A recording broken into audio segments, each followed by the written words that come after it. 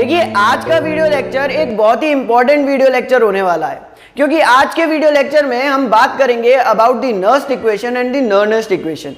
इस इक्वेशन को डिटेल्ड और सिंप्लीफाइड मैनर में आज के वीडियो लेक्चर में हम पूरी तरीके से समझेंगे।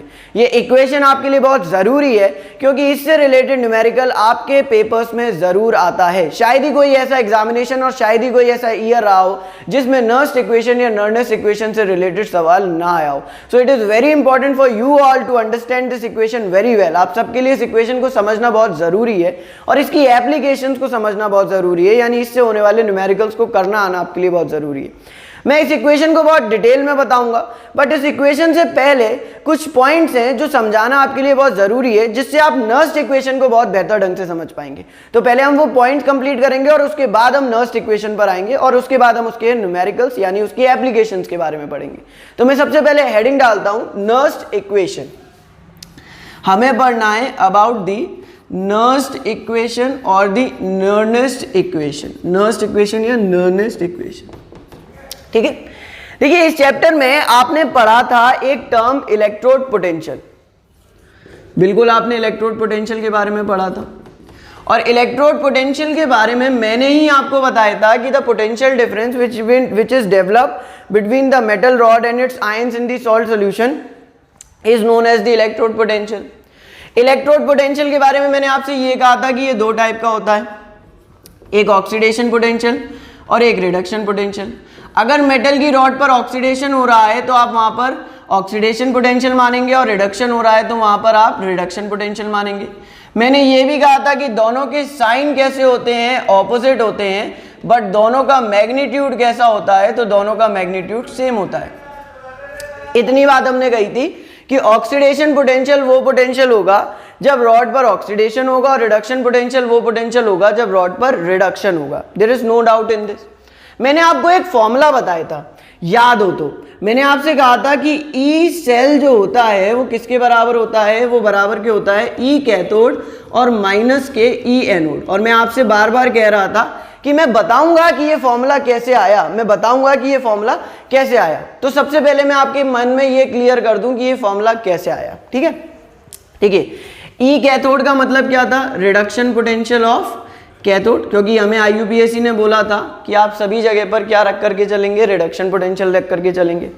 ई एनोड किसके बराबर था, तो वो बराबर था रिडक्शन पोटेंशियल ऑफ एनोड, क्योंकि आईयूपीएससी ने बोला है कि चाहे एनोड पर ऑक्सीडेशन हो रहा हो बट आप रख करके क्या चलेंगे, आप रख करके वहां रिडक्शन पोटेंशियल चलेंगे। आईयूपीएससी ने ऐसा क्यों बोला मैं आपको बताता हूं। देखिए, और मैंने कहा था कि अगर यही स्टैंडर्ड कंडीशन में हो जाए, स्टैंडर्ड कंडीशंस में हो जाए, मतलब कि टेम्परेचर आपका 298 केल्विन हो जाए, प्रेशर आपका 1 atm हो जाए और कंसंट्रेशन आपका 1 मोलर हो जाए, तो फिर आप फॉर्मूला लिखते थे कि E not cell is equals to E naught cathode minus के ई नॉट एनोड, है ना। तो ऐसा क्यों हुआ, ये फॉर्मूला ऐसे कैसे आ गया, मुझे आपको ये समझाना है। देखिए एक सेल का एग्जाम्पल लेता हूं मैं आपके सामने। मान लीजिए मैंने ZnCu सेल का एग्जाम्पल लिया। आपने ZnCu सेल इस तरीके का बनाया था, आपने इस तरीके से उसके अंदर एक जिंक की रॉड ली थी, डाल दी थी, कॉपर की रॉड ली थी, डाल दी थी, ZnSO4 के सॉल्यूशन के अंदर डाल दी थी, कॉपर सल्फेट सॉल्यूशन के अंदर डाल दी थी। इनर सर्किट को आपने सॉल्ट ब्रिज की मदद से क्या कर दिया था, कनेक्ट कर दिया था। आउटर सर्किट को वोल्ट मीटर और वायर की मदद से आपने क्या कर दिया था, कनेक्ट कर दिया था। It was having negative charge और इस पर हो रहा था ऑक्सीडेशन, तो ये किसकी तरह एक्ट कर रहा था, एनोड की तरह। It was having positive charge और इस पर क्या हो रहा था, रिडक्शन, तो ये किसकी तरह एक्ट कर रहा था, कैथोड की तरह। ये मैंने आपको बताया था कि ZnCu सेल में जिंक जो होगा वो किसकी तरह एक्ट करेगा, तो जिंक जो होगा वो एक्ट करेगा एनोड की तरह और कॉपर जो होगा वो एक्ट करेगा कैथोड की तरह। अच्छा, यहां पर जो वोल्ट मीटर की रीडिंग थी वही तो मेरा ई सेल था, वही तो मेरा ई सेल था, यानी electrode potential of the cell, EP of cell, electrode potential of cell, that is the E cell. ये ई सेल एक्चुअल में किसके बराबर होगा, ये बराबर के होगा जो इसका इलेक्ट्रोड पोटेंशियल है और इसका इलेक्ट्रोड पोटेंशियल है, दोनों के सम के बराबर ही तो वैल्यू यहां पर आएगी।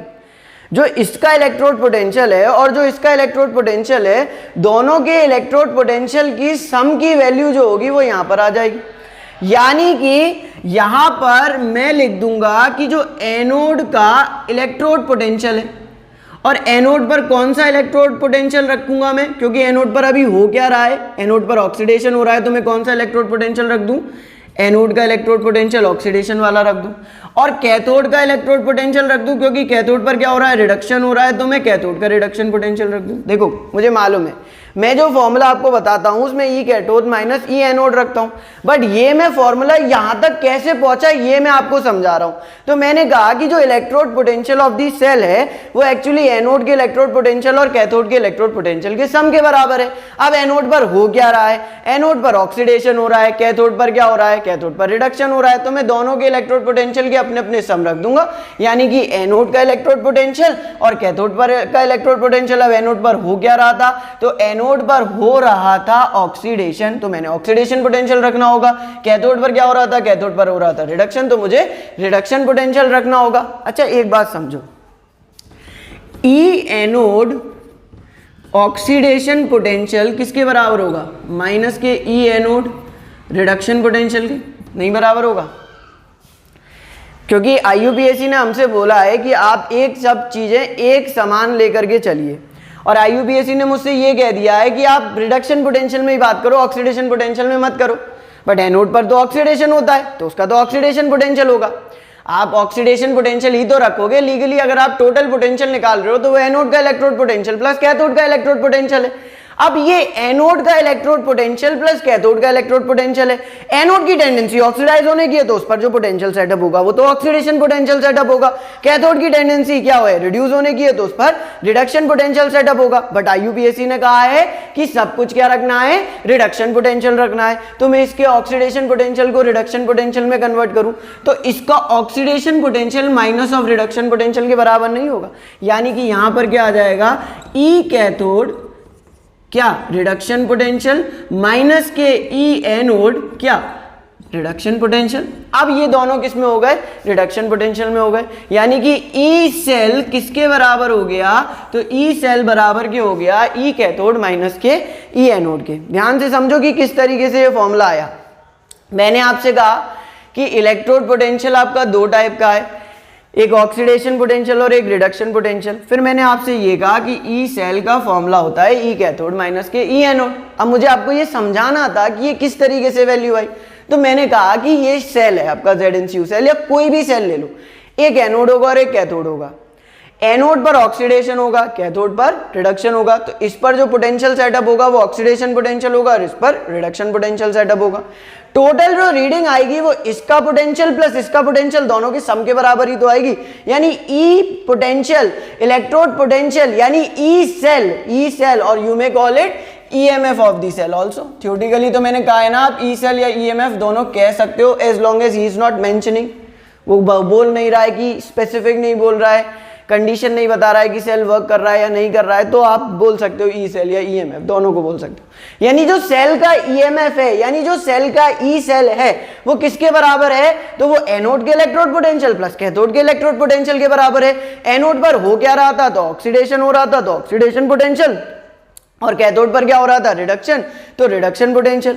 But now what IUPAC has asked me to do, IUPAC has asked me कि आप सब जगह क्या रखना, रिडक्शन पोटेंशियल रखना, क्योंकि हमारे सब बच्चों को कंफ्यूजन होता है कि वो ऑक्सीडेशन पोटेंशियल रखें या रिडक्शन पोटेंशियल रखें। तो बच्चों की कंफ्यूजन को दूर करने के लिए मैंने इसके ऑक्सीडेशन पोटेंशियल को भी कन्वर्ट कर दिया रिडक्शन पोटेंशियल में। अब मुझे पता है कि ई एनोड का oxidation potential is equals to minus E anode का रिडक्शन पोटेंशियल। देखो कैसे, मान लो कि जिंक का ये ऑक्सीडेशन पोटेंशियल है, Zn से Zn2 प्लस हो रहा है, यानी कि इंक्रीज इन ऑक्सीडेशन नंबर, मतलब कि क्या हो रहा है, तो मतलब कि ऑक्सीडेशन हो रहा है, और इसकी वैल्यू है प्लस 0.76, तो मुझे क्या रखनी होगी, ई Zn2 प्लस से Zn। अब देखो ये ऑक्सीडेशन पोटेंशियल रिप्रेजेंट कर रहा है, ये रिडक्शन पोटेंशियल रिप्रेजेंट कर रहा है, कितनी वैल्यू हो जाएगी, माइनस की 0.76, है ना। तो यानी कि बस उस फॉर्मूले में एक साइन का चेंज करा मैंने, क्योंकि मुझे तो टोटल पोटेंशियल निकालना था। ये जो वोल्ट मीटर की रीडिंग होगी वो इसका पोटेंशियल प्लस इसका पोटेंशियल दोनों का सम होगा। अब मैंने एक टर्म में उन्हें कन्वर्ट किया तो ये ऑक्सीडेशन पोटेंशियल को रिडक्शन पोटेंशियल में कन्वर्ट किया, तो फॉर्मूले में क्या आ गया कि E cell is equals to E cathode minus के ई एनोड। तो अब मुझे लगता है कि आपको बहुत अच्छे से क्लियर हो गया होगा कि ये E cell is equals to E cathode minus के ई एनोड कहां से आया। एक्चुअल में तो इलेक्ट्रोड पोटेंशियल की ये टोटल वैल्यू ई एनोड प्लस ई कैथोड ही थी, बट वो ऑक्सीडेशन पोटेंशियल सेटअप होगा क्योंकि एनोड पर ऑक्सीडेशन होगा, तो मैंने उसे रिडक्शन पोटेंशियल के टर्म्स में जब कन्वर्ट किया तो वहां पर साइन कैसा आ गया, नेगेटिव आ गया। So E cell is equals to E cathode minus के ई एनोड आ गया। So the first point is clear to us. पहला पॉइंट हमें क्लियर हो चुका है और वो पहला पॉइंट मैं वहां कॉर्नर पे लिख दूंगा जिससे आपको ध्यान में बना रहे, ठीक है। So the first point is very much clear कि E cell is equals to E anode plus E cathode, है ना। बट यहां पर फिर ऑक्सीडेशन पोटेंशियल होगा और यहां पर रिडक्शन पोटेंशियल।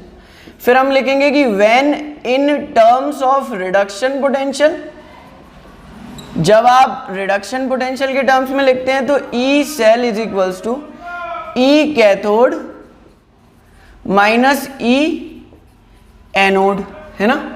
और स्टैंडर्ड कंडीशन में, अंडर स्टैंडर्ड कंडीशन, अगर कंडीशन स्टैंडर्ड है तो E not cell is equals to E naught cathode minus E naught anode, and this can also be written under standard condition. ये भी E not cell is equals to E naught anode plus E naught cathode के बराबर easily लिखा जा सकता है। अब मैं एक पॉइंट और बताता हूं आपको, वो पॉइंट है ई सेल और ईएमएफ, इन दोनों में क्या डिफरेंस होता है। Now what is the difference between them, तो मैं बहुत आसानी से सिंपल सी लैंग्वेज में क्लियर कर देता हूं आपको ई सेल और ईएमएफ के बीच का डिफरेंस, ठीक है। देखो ईएमएफ क्या है, पहली बात ईएमएफ की फुल फॉर्म क्या है, इलेक्ट्रोमोटिव फोर्स, इलेक्ट्रोमोटिव फोर्स, ठीक है। अब ईएमएफ होता क्या है, तो इसके लिए कहता हूं मैं कि it is the maximum potential obtained from a cell or a battery। एक सेल से जो ऑब्टेन किया जाने वाला मैक्सिमम पोटेंशियल है, यानी एक सेल से आप कितना maximum value of potential obtain कर सकते हो, यानी उसके अंदर डेवलप होने वाला मैक्सिमम पोटेंशियल कितना हो सकता है, ये वैल्यू कौन डिनोट करता है, ईएमएफ डिनोट करता है। And what is E cell, it is less than the maximum potential, ये वो मैक्सिमम पोटेंशियल से कम पोटेंशियल की वैल्यू है। अगर मान लो कि आप बाजार से एक सेल खरीद करके लाए हो और उसकी एबिलिटी 1.4 वोल्ट देने की है, तो जो उसकी एबिलिटी 1.4 वोल्ट देने की, यानी जो उसका मैक्सिमम पोटेंशियल है, इतना पोटेंशियल वो जनरेट कर सकता है। Now that potential will represent the EMF, वो पोटेंशियल क्या रिप्रेजेंट करेगा, ईएमएफ। जब आपने सेल को लगाना भी, इस्तेमाल करना भी शुरू नहीं किया है, आपने सेल को रिमोट, घड़ी, किसी चीज में लगाया ही नहीं है, the cell is not working, तब वो क्या है, मैक्सिमम पोटेंशियल में है ना। मैं सो करके उठा, अब मेरी एबिलिटी थी कि मैं 8 घंटे काम कर सकता था, क्या 1 घंटे काम करने के बाद भी मेरी एबिलिटी 8 घंटे की होगी, नहीं, फिर मेरी एबिलिटी 7 घंटे की होगी। तो जब मैं सो करके एकदम से उठा हूं, दैट इज द ईएमएफ, कि जब मेरी मैक्सिमम एबिलिटी है, जब मैंने काम करना शुरू ही नहीं किया है, तो वो जो मैक्सिमम पोटेंशियल है, जो मैक्सिमम एबिलिटी है, that is known as electromotive force और the EMF. When I have started working, जब मैंने काम करना शुरू कर दिया है, तब वो क्या कहलाएगी, ई सेल कहलाएगी, that is less than the maximum potential, ये मैक्सिमम पोटेंशियल से कम।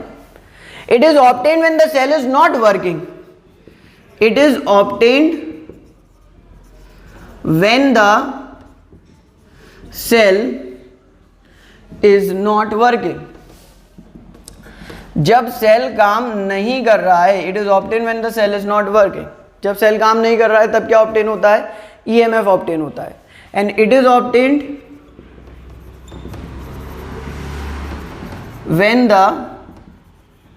सेल इज वर्किंग, ये तब ऑब्टेन होता है जब सेल क्या कर रहा होता है, काम कर रहा होता है। So if he ask you about the difference, तो आप लिख भी सकते हो कि it is the maximum potential, it is the maximum value, E cell, it is less than the maximum potential और maximum value. It is obtained when the cell is working, और आप इसमें लिख सकते हो कि it is obtained when the cell is not working. अब आगे की बात करता हूं मैं, ठीक है।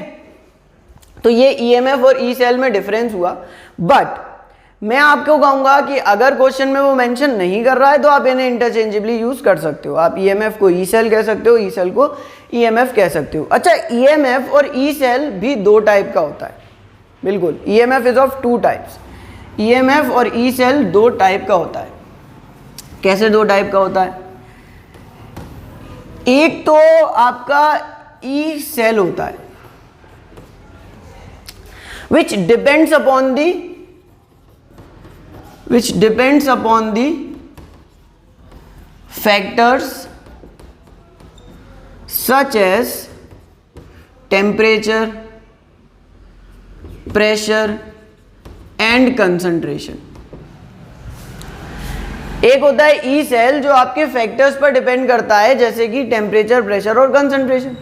इनके चेंज होने के साथ इसकी वैल्यू भी क्या हो जाती है? चेंज हो जाती है, ठीक है। इनके चेंज होने के साथ इसकी वैल्यू भी क्या हो जाती है? चेंज हो जाती है। और एक होता है E not cell which do not depend upon these factors, जो इन फैक्टर्स पर डिपेंड नहीं करता है। अब ये इन फैक्टर्स पर डिपेंड क्यों नहीं करता है? तो ये इन फैक्टर्स पर इसलिए डिपेंड नहीं करता है क्योंकि इसके लिए ये फैक्टर्स पहले से फिक्स कर दिए गए हैं। टेम्परेचर 298 केल्विन, प्रेशर 1 atm और concentration 1 molar concentration. So E cell does not depend upon these factors. आप कंसंट्रेशन चेंज कर नहीं सकते हो ई नॉट सेल निकालने के लिए, बिकॉज वो फिक्स है। आप टेम्परेचर चेंज नहीं कर सकते हो ई नॉट सेल निकालने के लिए, यानी कि स्टैंडर्ड ईएमएफ निकालने के लिए, standard E cell, standard electrode potential या स्टैंडर्ड ईएमएफ निकालने के लिए आप क्या नहीं कर सकते हो? इन फैक्टर्स को वेरी नहीं कर सकते हो। जबकि ई सेल निकालने के लिए ये फैक्टर्स चेंज हो सकते हैं, हो सकता है कंसंट्रेशन चेंज हो जाए, हो सकता है कुछ भी चेंज हो जाए, बट ई नॉट सेल कभी भी चेंज नहीं होगा। E not cell will remain the same. E not cell fix रहेगा क्योंकि उसके लिए दी गई कंडीशंस भी कैसी होती हैं? फिक्स होती हैं। So this will remain the same, this can change. और इसी को आप किसकी मदद से निकालते हो? ई सेल को ही आप नर्नेस्ट इक्वेशन की मदद से निकालते हो, ठीक है। यानी कि कंसंट्रेशन, टेम्परेचर, इनके इफेक्ट को मानते हुए, कंसंट्रेशन, टेम्परेचर, इनके इफेक्ट को मानते हुए ही आप क्या निकालते हो? ई सेल की वैल्यू को फाइंड आउट करते हो। You find out using the Nernst equation the value of E cell, अलग अलग टेम्परेचर, अलग अलग प्रेशर, अलग अलग कंसंट्रेशन पर। बहुत ध्यान से समझना, मुझे मालूम है कि थोड़ा सा कंफ्यूजन क्रिएट हो रहा होगा, और वो कंफ्यूजन क्रिएट होना अच्छी बात है क्योंकि आगे कॉन्सेप्ट बहुत अच्छे से क्लियर होगा आपको। मैंने आपको सिंपल सी बात कही, मैंने कहा ई सेल और ईएमएफ दो टाइप का हो जाएगा। एक वो जो नॉर्मल किसी भी टेम्परेचर, प्रेशर, कंसंट्रेशन पर निकाल रहे हो, है ना, और एक वो जिसमें टेम्परेचर, प्रेशर, कंसंट्रेशन की कंडीशंस फिक्स हो। अब जिसमें टेम्परेचर, प्रेशर की कंसंट्रेशन की कंडीशन कम है, वो फिक्स है, वो क्या कहलाएगा? स्टैंडर्ड ईएमएफ और ई सेल कहलाएगा, ई नॉट सेल कहलाएगा। इसे नॉट से डिनोट करते हैं। और ये इन फैक्टर्स पर डिपेंड नहीं करता है because these factors are fixed. ये फिक्स्ड हैं बिकॉज दीज आर फिक्स्ड। आप इन्हें चेंज नहीं कर सकते हो तो इसकी वैल्यू चेंज नहीं होगी। जबकि ई सेल की value temperature, pressure, concentration change होने के साथ क्या हो जाएगी? चेंज हो जाएगी। ई नॉट सेल के केस में आपके पास ये ऑप्शन अवेलेबल नहीं है कि आप उसे चेंज कर सकते हो, आप उसे चेंज नहीं कर सकते हो, ठीक है। तो एक पॉइंट और मैं यहाँ बढ़ा देता हूँ। पहले मैंने आपको बताया कि ये फॉर्मूला किस तरीके से आया, अब फिर मैंने आपको बताया कि E not cell remains fixed, ये फिक्स्ड रहता है, और ई सेल और normal EMF, this is called, इसका क्या कहलाएगा? स्टैंडर्ड ईएमएफ, ठीक है। तो ई सेल और नॉर्मल ईएमएफ ये क्या हो सकता है? चेंज हो सकता है with the change in factors such as temperature, concentration etcetera, ठीक है। फैक्टर्स के चेंज होने के साथ ये क्या हो सकता है? चेंज हो सकता है। तो ई सेल की वैल्यू आप किसकी मदद से निकालते हो? नर्नेस्ट इक्वेशन की मदद से निकालते हो, और अभी हम निकालेंगे भी। सो हमने दो पॉइंट पढ़े, एक तो मैंने आपको बताया कि ये फॉर्मूला कैसे आया, एक मैंने आपको बताया कि एक ई नॉट सेल होगा विच विल रिमेन फिक्स्ड, क्योंकि उसके लिए टेम्परेचर प्रेशर कंसंट्रेशन की कंडीशंस फिक्स कर दी गई हैं, और एक ई सेल होगा जो कि चेंज हो सकता है फैक्टर्स के चेंज होने के साथ, ठीक है। अच्छा, अभी भी नर्नेस्ट इक्वेशन से पहुंचने से पहले मैं आपको क्या बताना चाहूंगा, मैं आपको बताना चाहूंगा अबाउट द गिव्स free energy. All these point will lead us to the Nernst equation. ये सारे पॉइंट आपको कहां तक पहुंचाने वाले हैं, ये सारे के सारे पॉइंट आपको नर्स्ट इक्वेशन तक पहुंचाने वाले हैं। तो जो नेक्स्ट पॉइंट मैं आपको बताना चाहूंगा, वो नेक्स्ट पॉइंट मैं आपको बताना चाहूंगा गिव्स फ्री एनर्जी के बारे में। गिव्स फ्री एनर्जी क्या होता है, तो देखिए मैं आपको इसकी डेफिनेशन बताता हूँ, और 11th क्लास में हमने थर्मोडाइनमिक्स में इसके बारे में पढ़ा भी था। और हमने क्या पढ़ा था, तो हमने पढ़ा था कि the amount of energy available for doing useful work is called Gibbs free energy। मैंने आपसे क्या कहा, मैंने कहा कि the amount of energy which is available for doing useful work, useful work करने के लिए जो भी एनर्जी अवेलेबल होती है उस एनर्जी को क्या कहा जाता है, गिव्स फ्री एनर्जी कहा जाता है। Now what is this useful work, वैसे आपको मैं 11th थर्मोडायनेमिक्स में इसके बारे में डिटेल में पढ़ा चुका हूं, बट स्टिल हम देख लेते हैं, एक बार फिर से समझ लेते हैं गिव्स फ्री एनर्जी क्या है। देखिए, देयर इज अ बैंक, एक बैंक है, ठीक है। उस बैंक में आपने अकाउंट ओपन किया, और आपने जो अकाउंट ओपन किया उसमें आपने 10,000 की सेविंग की। अब क्या हुआ कि एक नीड आई और आपको वो 10,000 की जरूरत थी।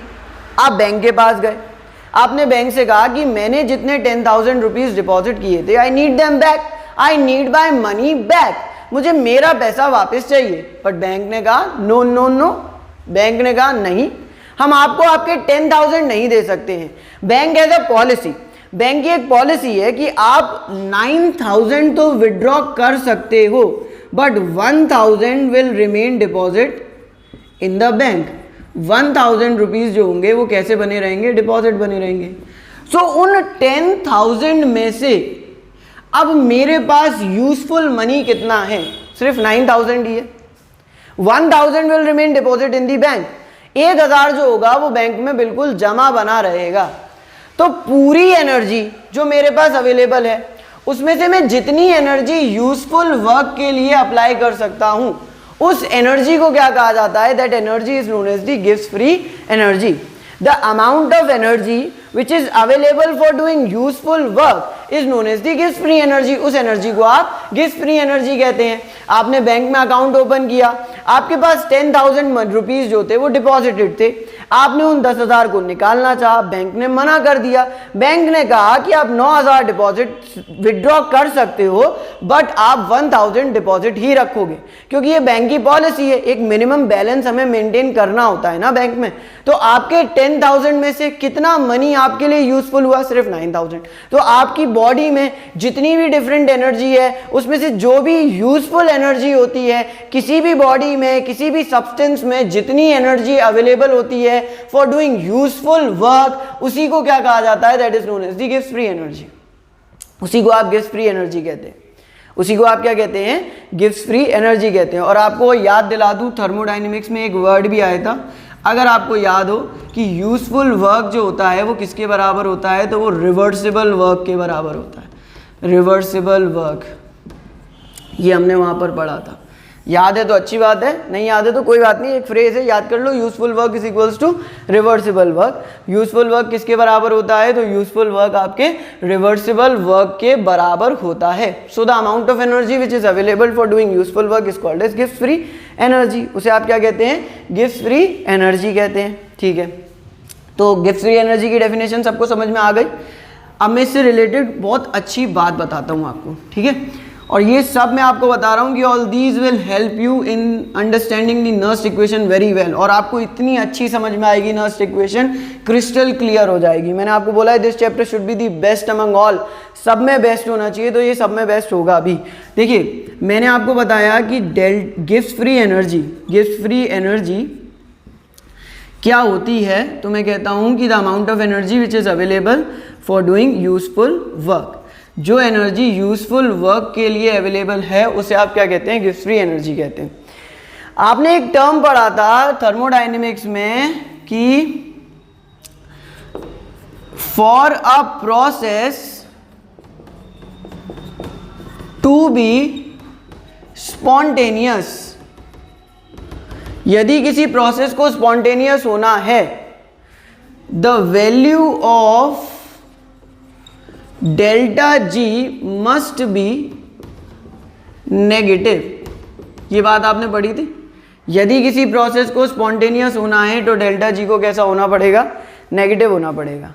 यही बात थी, हम यही तो कहते थे कि for a process to be spontaneous the value of delta G must be negative. यदि किसी प्रोसेस को स्पॉन्टेनियस होना है तो उसके लिए ज़रूरी है कि उसके लिए डेल्टा जी की वैल्यू नेगेटिव हो। मैंने आपको 3 कंडीशंस बताई थी। मैंने कहा था कि डेल्टा जी अगर पॉजिटिव है तो प्रोसेस कैसी होगी, नॉन स्पॉन्टेनियस होगी।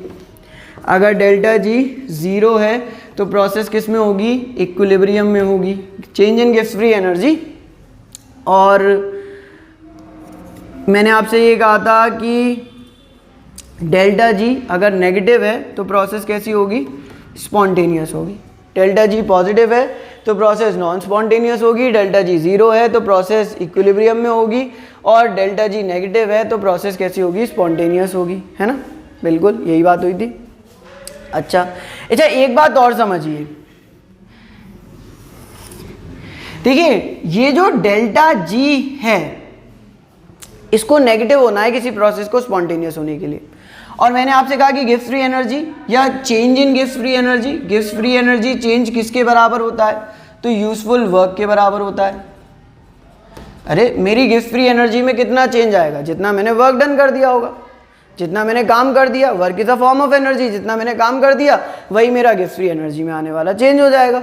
तो delta G is equals to useful work के बराबर होता है। अच्छा, वर्क के बराबर होता है, बिल्कुल होता है या नहीं होता है, बिल्कुल होता है। इस फ्रेज में मैं अभी थोड़ा सा चेंज लाऊंगा, बहुत ध्यान से देखना, इस फ्रेज में थोड़ा सा चेंज लाऊंगा। देखो एक बात समझो, बहुत ध्यान से समझना। क्या बात समझना, ये बात समझना कि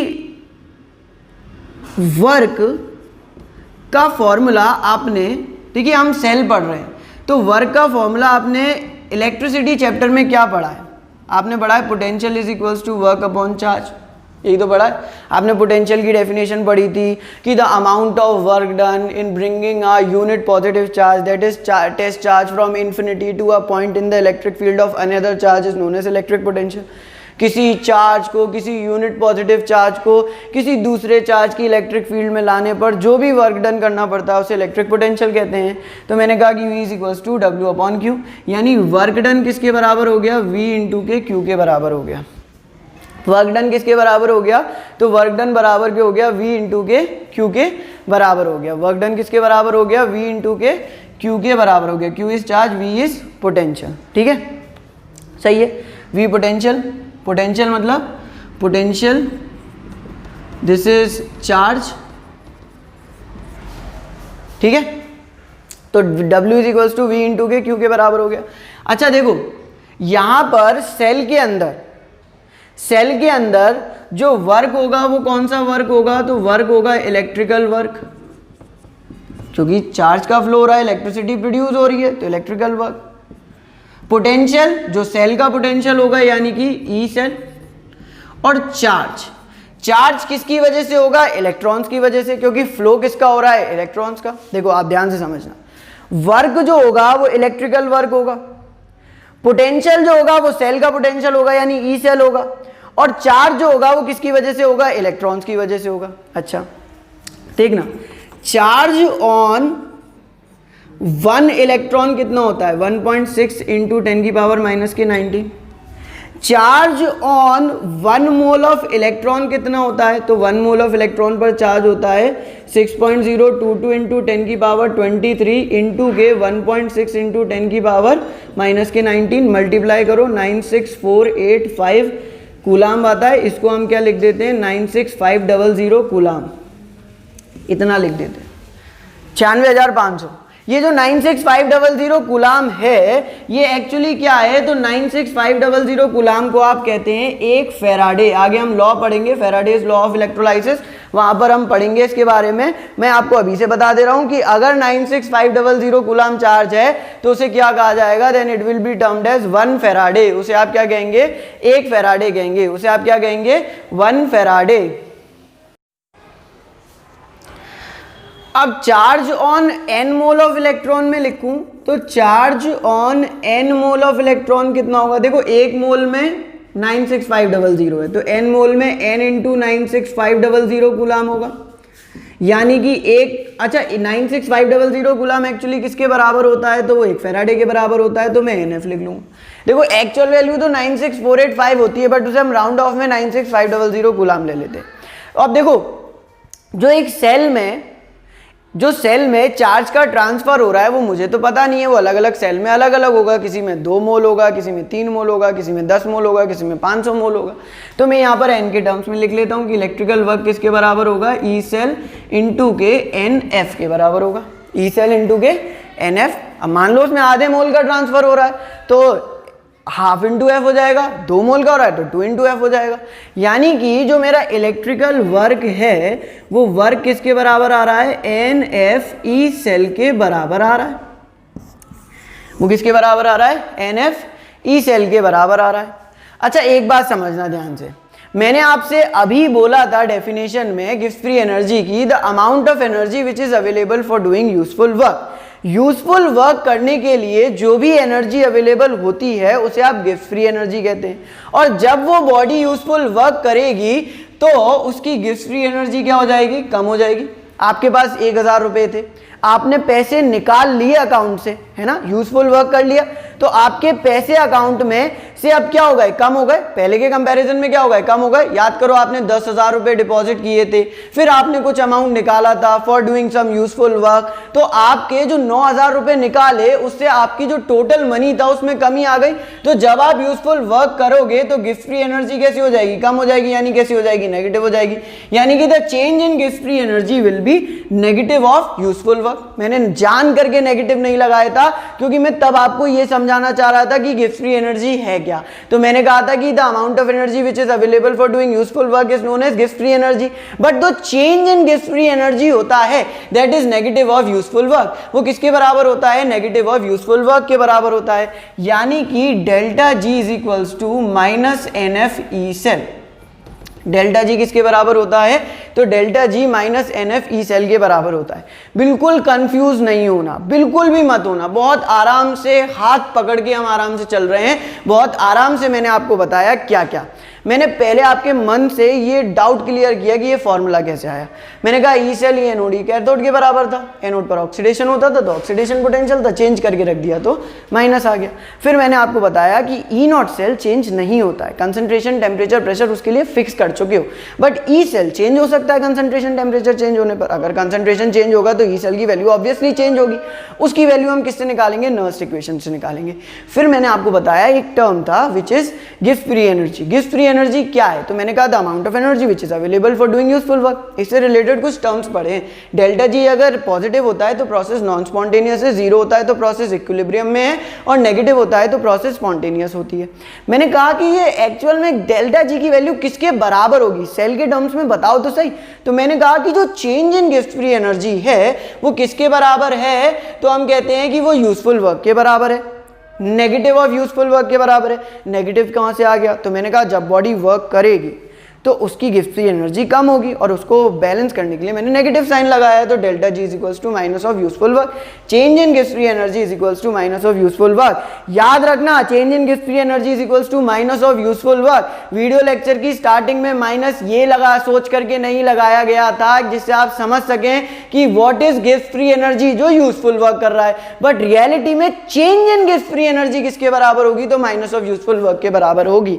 चेंज इन गिफ्ट फ्री एनर्जी किसके बराबर होगी, तो चेंज इन गिफ्ट free energy negative of useful work के बराबर होगी। द चेंज इन गिफ्ट free energy will be equivalent to minus of useful work, और यूजफुल वर्क तुमने निकाल लिया। यूजफुल वर्क मतलब कौन सा वर्क, सेल के लिए यूजफुल वर्क कौन सा वर्क है, सेल के लिए यूजफुल वर्क है मतलब इलेक्ट्रिकल वर्क।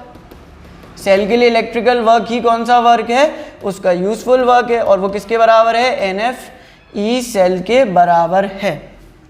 सेल के लिए यूजफुल वर्क मतलब कौन सा वर्क, उसका इलेक्ट्रिकल वर्क, और उसके लिए इलेक्ट्रिकल वर्क कैसा वर्क है, यूजफुल वर्क है। तो W is equals to NF E cell, तो delta G is equals to minus NF E cell. इससे कुछ इंपॉर्टेंट बात पता चलती है मुझे। मैं पहले ये इन्फॉर्मेशन यहाँ लिख दूँ, मैंने कहा delta G is equals to negative of useful work, ठीक है, यानी delta G is equals to minus NF E cell के बराबर है। और मैंने एक बात इंपॉर्टेंट आपको बताई कि यदि डेल्टा G 0 है तो प्रोसेस इक्विलिब्रियम में होगी, अगर डेल्टा G पॉजिटिव है तो प्रोसेस नॉन स्पॉन्टेनियस होगी, और अगर डेल्टा G नेगेटिव है तो प्रोसेस स्पॉन्टेनियस होगी। सिंपल।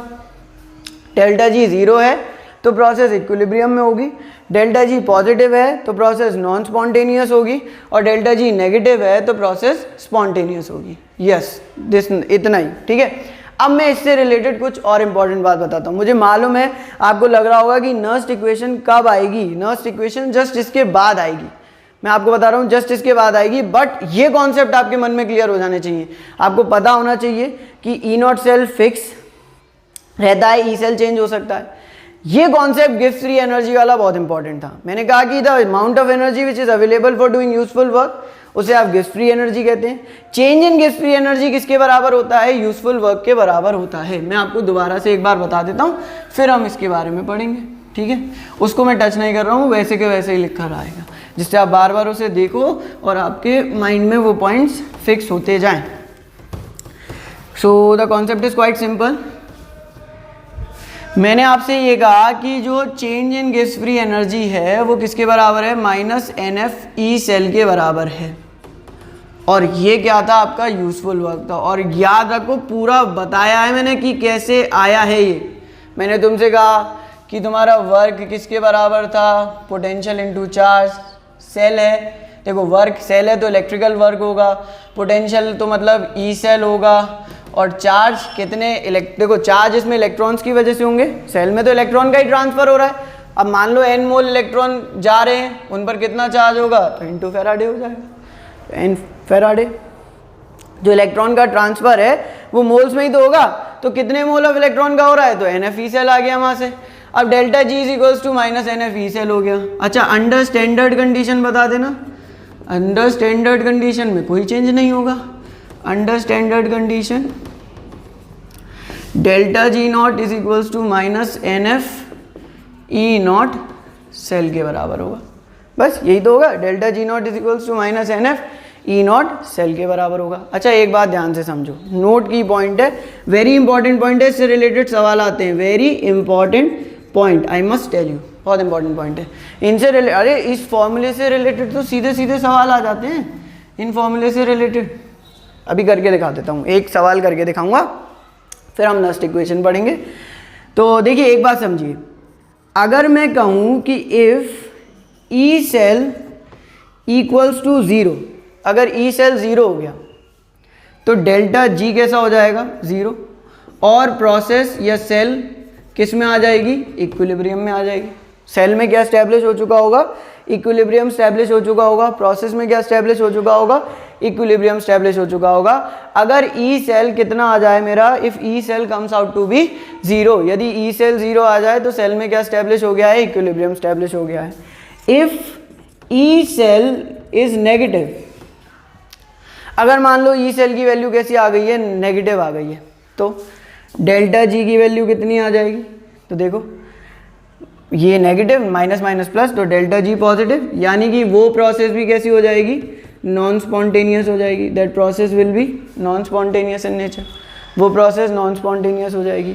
अगर मैं कहूँ कि इफ ई सेल मेरा कैसा है, पॉजिटिव है, तो डेल्टा जी कैसा होगा, नेगेटिव होगा, यानी कि प्रोसेस कैसी होगी, स्पॉन्टेनियस होगी।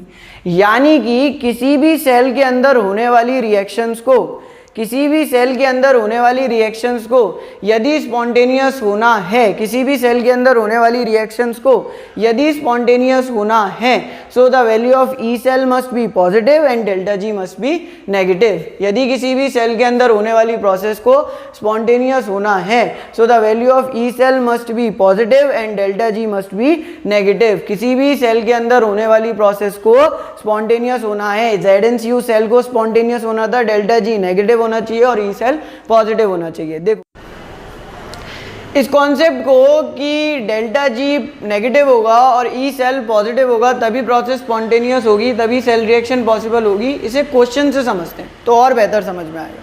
पहले तो मैं आपको बता दूं कि गिब्स फ्री एनर्जी चेंज यानी डेल्टा जी किसके बराबर होगा, नेगेटिव और यूजफुल वर्क के बराबर होगा। गिब्स फ्री एनर्जी क्या होती है, तो the amount of energy which is available for doing useful work के बराबर होती है। स्टैंडर्ड कंडीशन में delta G not minus N F E not cell के बराबर होता है। और यदि ई सेल आपका पॉजिटिव है तो प्रोसेस कैसी है, स्पॉन्टेनियस है। अगर ई सेल आपका ज़ीरो है तो प्रोसेस किस में है, इक्विलिब्रियम में है।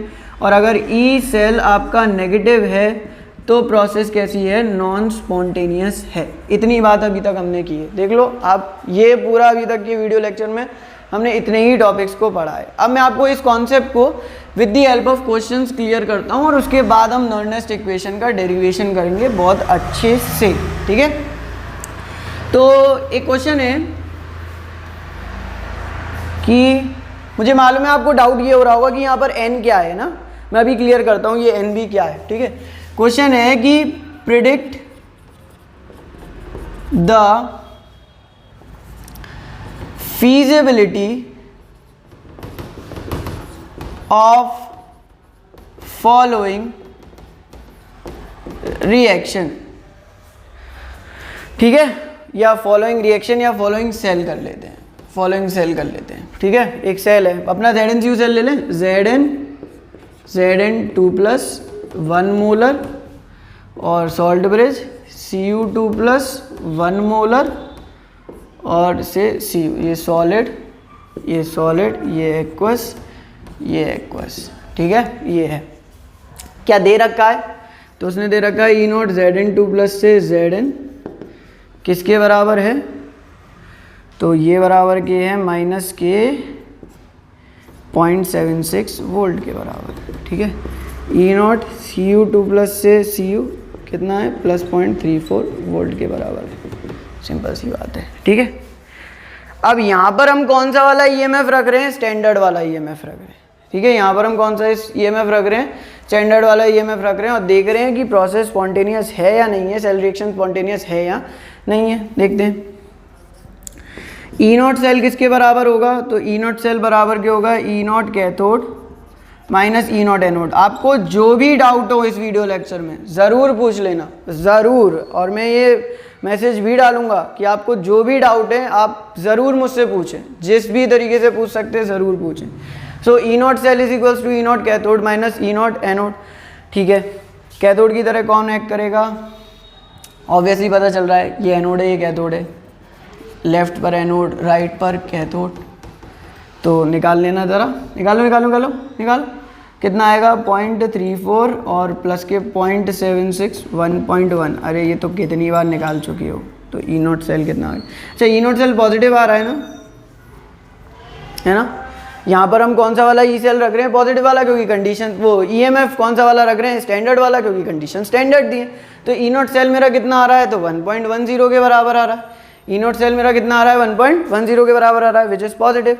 तो क्या प्रोसेस, क्या सेल पॉसिबल है, क्या प्रोसेस स्पॉन्टेनियस है, yes the process is spontaneous, process spontaneous है। और डेल्टा जी की वैल्यू निकालना, तो delta G is equals to minus N F E cell.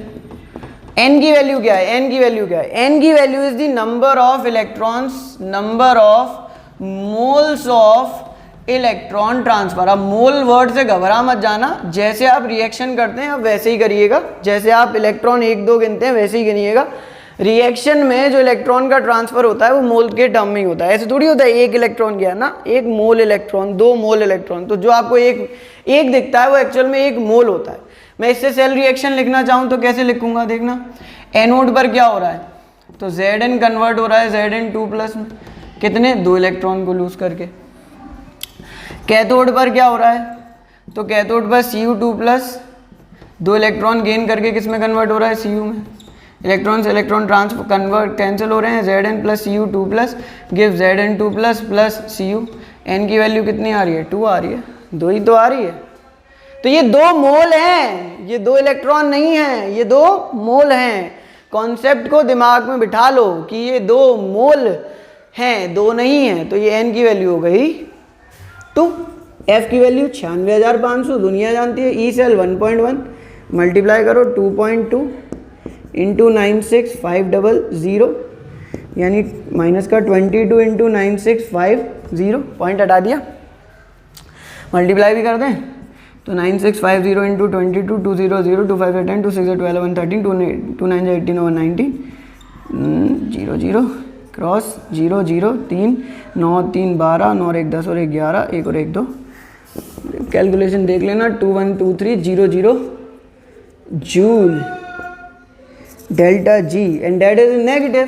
Process spontaneous है, फ्री एनर्जी का चेंज कितना है कि फ्री एनर्जी का, तो 212300 जूल है। ई सेल नेगेटिव आ गया तो प्रोसेस जो थी वो फिजिबल हो गई। ई सेल पॉजिटिव आ जाता तो प्रोसेस कैसी हो जाती, ई सेल पॉजिटिव आ गया तो प्रोसेस स्पॉन्टेनियस हो गई। ई सेल नेगेटिव आ जाता तो प्रोसेस कैसी हो जाती, नॉन स्पॉन्टेनियस हो जाती। आप समझ रहे हो। अब ये इससे मत घबरा जाना कि यहाँ पर ई नॉट दिया है, आप ई सेल के लिए कह रहे हो। अरे दोनों ही ईएमएफ है भैया, दोनों ही ईएमएफ है, ये भी ईएमएफ है वो भी ईएमएफ है। ये स्टैंडर्ड कंडीशन वाला है वो नॉन स्टैंडर्ड कंडीशन वाला है। ई सेल की वैल्यू अगर पॉजिटिव है यानी स्टैंडर्ड और नॉन स्टैंडर्ड डजेंट मैटर, ये पॉजिटिव है प्रोसेस स्पॉन्टेनियस है, ये अगर नेगेटिव आता तो प्रोसेस नॉन स्पॉन्टेनियस हो जाती है। इससे घबराना नहीं कि नॉट लगा दिया तो चीज़ें बदल गई, कुछ नहीं बदला, नथिंग विल चेंज, कुछ नहीं चेंज होगा। ई नॉट सेल पॉजिटिव आया प्रोसेस स्पॉन्टेनियस है, नेगेटिव आ जाता तो प्रोसेस नॉन स्पॉन्टेनियस हो जाती, यानी सेल मेरा वर्क नहीं कर रहा होता। नॉन स्पॉन्टेनियस करके दिखा दें तो देखो नॉन स्पॉन्टेनियस करने में कुछ नहीं है, पोजीशन चेंज कर दो, यहाँ कॉपर कर दो और यहाँ जिंक कर दो। अब देखो बस बाकी सब कुछ सेम दे रखा है। देखो कॉपर एनोड की तरह एक्ट कर रहा है, मतलब कि -0.34, जिंक कैथोड की तरह एक्ट कर रहा है, मतलब कि -0.76, प्लस करा तो कितना आ गया -1.10 वोल्ट। ये कितना आ जाएगा, ये प्लस का आ जाएगा। तो डेल्टा जी पॉजिटिव और ई सेल नेगेटिव। क्या प्रोसेस स्पॉन्टेनियस है, क्या रिएक्शन हो सकता है, नहीं हो सकता। और आपको भी पता है कि इस तरीके का अगर आप सेल बनाओगे जिसमें आप कॉपर को एनोड दे रहे हो और जिंक को कैथोड दे रहे हो, ऐसा क्या पॉसिबल है, नहीं पॉसिबल है ना। यानी this cell will become non spontaneous, ये तो नॉन स्पॉन्टेनियस होगा। अरे तुम खुद देखो कॉपर का रिडक्शन पोटेंशियल ज़्यादा है तो किसकी तरह एक्ट करेगा, कैथोड की तरह। क्या किसकी तरह एक्ट कर रहा है, एनोड की तरह। जिंक का रिडक्शन पोटेंशियल कम है तो वो किसकी तरह एक्ट करेगा, एनोड की तरह। यहाँ पर किसकी एक तरह एक्ट कर रहा है, कैथोड की तरह। So is this possible, no not at all. E not cell भी इसका नेगेटिव आ रहा है, नेगेटिव आ रहा है मतलब कि प्रोसेस नॉन स्पॉन्टेनियस है, वहीं पर लिख रखे हैं। डेल्टा जी पॉजिटिव आ रहा है, डेल्टा जी पॉजिटिव आ रहा है मतलब कि प्रोसेस नॉन स्पॉन्टेनियस है, यानी कि प्रोसेस नहीं होगी, है नहीं। तो ये हमारा कॉन्सेप्ट हो गया डेल्टा जी का।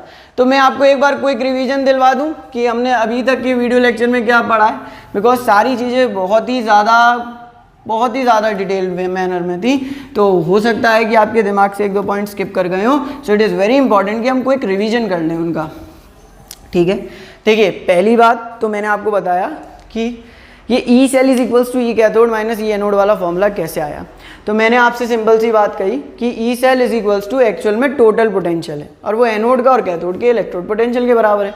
अब एनोड पर तो ऑक्सीडेशन हो रहा है तो वहाँ ऑक्सीडेशन पोटेंशियल आना चाहिए, मैंने उसे चेंज करके रिडक्शन पोटेंशियल में किया और E cell is equals to E cathode minus E anode आ गया। अब ये E cell is equals to E cathode minus के ई एनोड आ गया तो इसे स्टैंडर्ड कंडीशन में लिख दो, तो E not cell is equals to E naught cathode minus के ई नॉट एनोड के बराबर आ गया। फिर मैंने आपसे कहा कि जो ई नॉट सेल है वो फिक्स रहेगा, बट ई सेल चेंज हो सकता है। किन फैक्टर्स पर चेंज हो सकता है? तो टेम्परेचर, प्रेशर, कंसंट्रेशन, इन फैक्टर्स को बदलने पर वो चेंज हो सकता है। गिव्स फ्री एनर्जी ये नेगेटिव ऑफ यूजफुल वर्क के बराबर होती है। गिव्स फ्री एनर्जी का चेंज जो होता है वो नेगेटिव ऑफ यूजफुल वर्क के बराबर होता है। What is gives free energy? जितनी एनर्जी हमारे पास अवेलेबल है फॉर डूइंग यूजफुल वर्क वो गिव्स फ्री एनर्जी है। Change in gives free energy किसके बराबर होगा? नेगेटिव ऑफ यूजफुल वर्क के बराबर होगा, क्योंकि useful work gives free energy को डिनोट करता है जितनी भी अवेलेबल है। तो चेंज कितना आया? जब वो वर्क कर दिया तो जितना वर्क कर दिया उतनी गिव्स फ्री एनर्जी कम हो गई, तो गिव्स फ्री एनर्जी में चेंज नेगेटिव के बराबर है। इस बात को, कॉन्सेप्ट को क्लियर कर लेना। जान करके वीडियो लेक्चर में एक जगह पॉजिटिव नहीं रखा गया था, फिर बाद में बताया गया कि वहां पॉजिटिव है, वहां पर इसलिए नहीं रखा गया था क्योंकि पहले आपके दिमाग में ये बात फीड की जा रही थी कि change in gives free energy useful work के बराबर है। फिर वहां पर हमने कॉन्सेप्ट को क्लियर किया कि वो नेगेटिव ऑफ यूजफुल वर्क के बराबर है। वहीं से हमें पता चल गया कि डेल्टा जी पॉजिटिव तो process non spontaneous, delta G negative तो प्रोसेस नॉन स्पॉन्टेनियस। ये हम थर्मोडायनेमिक्स में भी पढ़ चुके हैं कि for a process to be spontaneous the delta G must be negative, for a process to be non spontaneous delta G must be positive, for a process to be in equilibrium the delta G must be zero. फिर हमने वहां से आपको electrical work निकाल के दिखाया। हमने कहा कि वर्क पोटेंशियल इनटू चार्ज के बराबर है। चार्ज यहां पर इलेक्ट्रॉन्स की वजह से हो रहा है कि कितने इलेक्ट्रॉन्स का आदान प्रदान लेन देन हो रहा है, यानी कि ये किसके बराबर है? n इंटू एफ के बराबर है, क्योंकि इलेक्ट्रॉन का ट्रांसफर किसकी टर्म्स में होता है? मोल्स की टर्म्स में होता है। तो इलेक्ट्रॉन का ट्रांसफर मोल्स की टर्म्स में होता है तो n इंटू एफ कर दिया। तो मेरा जो ई सेल था वो मतलब जो मेरा इलेक्ट्रिकल वर्क था वो v into N into F के बराबर आ गया। पोटेंशियल सेल है तो ऑब्वियसली ई सेल ही होगा, तो वर्क जो था वो मेरा एन एफ ई सेल के बराबर आ गया और डेल्टा जी जो था वो माइनस के एन एफ ई सेल के बराबर आ गया, माइनस के एन एफ ई सेल के बराबर आ गया। स्टैंडर्ड कंडीशन में वही बात कर ली कि माइनस के delta G naught is equals to minus N F naught E minus N F E not cell के बराबर आ गया। Now comes your equation which is the Nernst equation. अब आती है आपकी नर्नेस्ट इक्वेशन। नर्नेस्ट इक्वेशन देखिए, इसका पहले हम आपको यूज बताते हैं। इसका यूज क्या है? देखिए, it is used to calculate the EMF और E cell under non standard condition. ये आपकी मदद करता है ईएमएफ और ई सेल को कैलकुलेट करने में, और ईएमएफ और ई सेल को किन कंडीशन में कैलकुलेट करने में? तो नॉन स्टैंडर्ड कंडीशन की कंडीशन में कैलकुलेट करने में। It is used to calculate the EMF और E cell under the non standard condition. जो नॉन स्टैंडर्ड कंडीशन है उनमें कैलकुलेट करने में। नॉन स्टैंडर्ड मतलब temperature not equal to 298 kelvin, concentration not equal to 1 molar concentration and so on. इस तरीके की जो कंडीशंस हैं उन वाली कंडीशंस में कैलकुलेट करने में ई सेल को मदद करता है। पहले मैं आपको बता दूं कि कैसी है नर्स्ट इक्वेशन, दिखने में कैसी है दिखा दो दें। पहले नर्स्ट इक्वेशन ऐसी है, E cell equals to E not cell minus 2.303 RT upon NF log product का मोलर कंसंट्रेशन अपॉन रिएक्टेंट का molar concentration.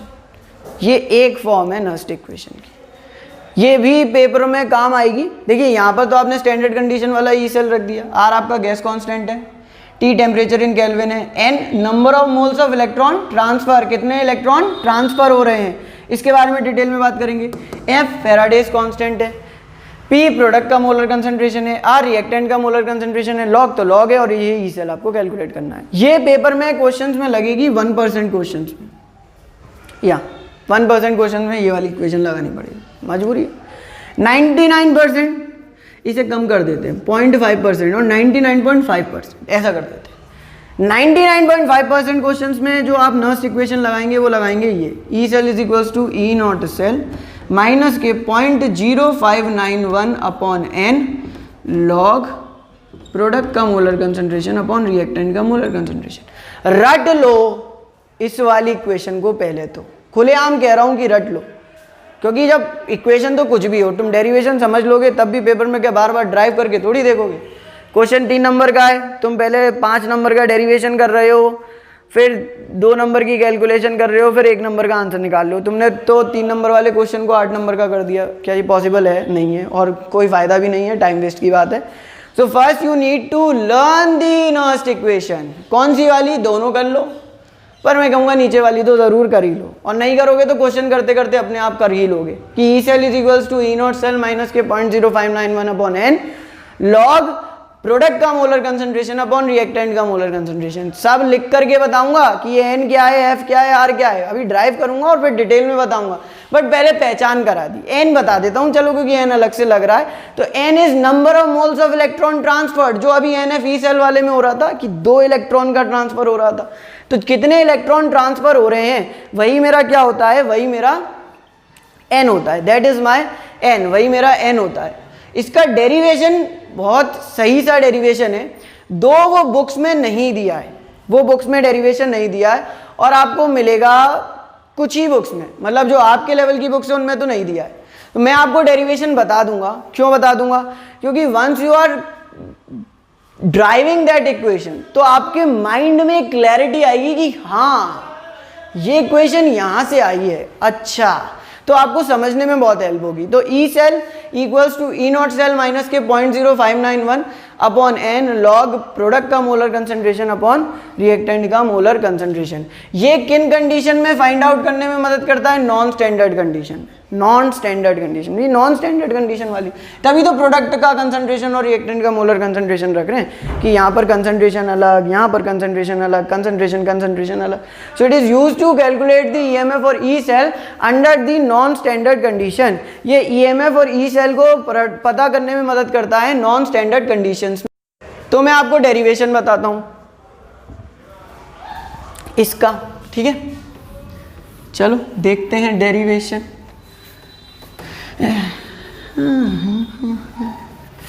Derivation of Nernst equation. Derivation of Nernst equation. Nernst equation का derivation, ठीक है?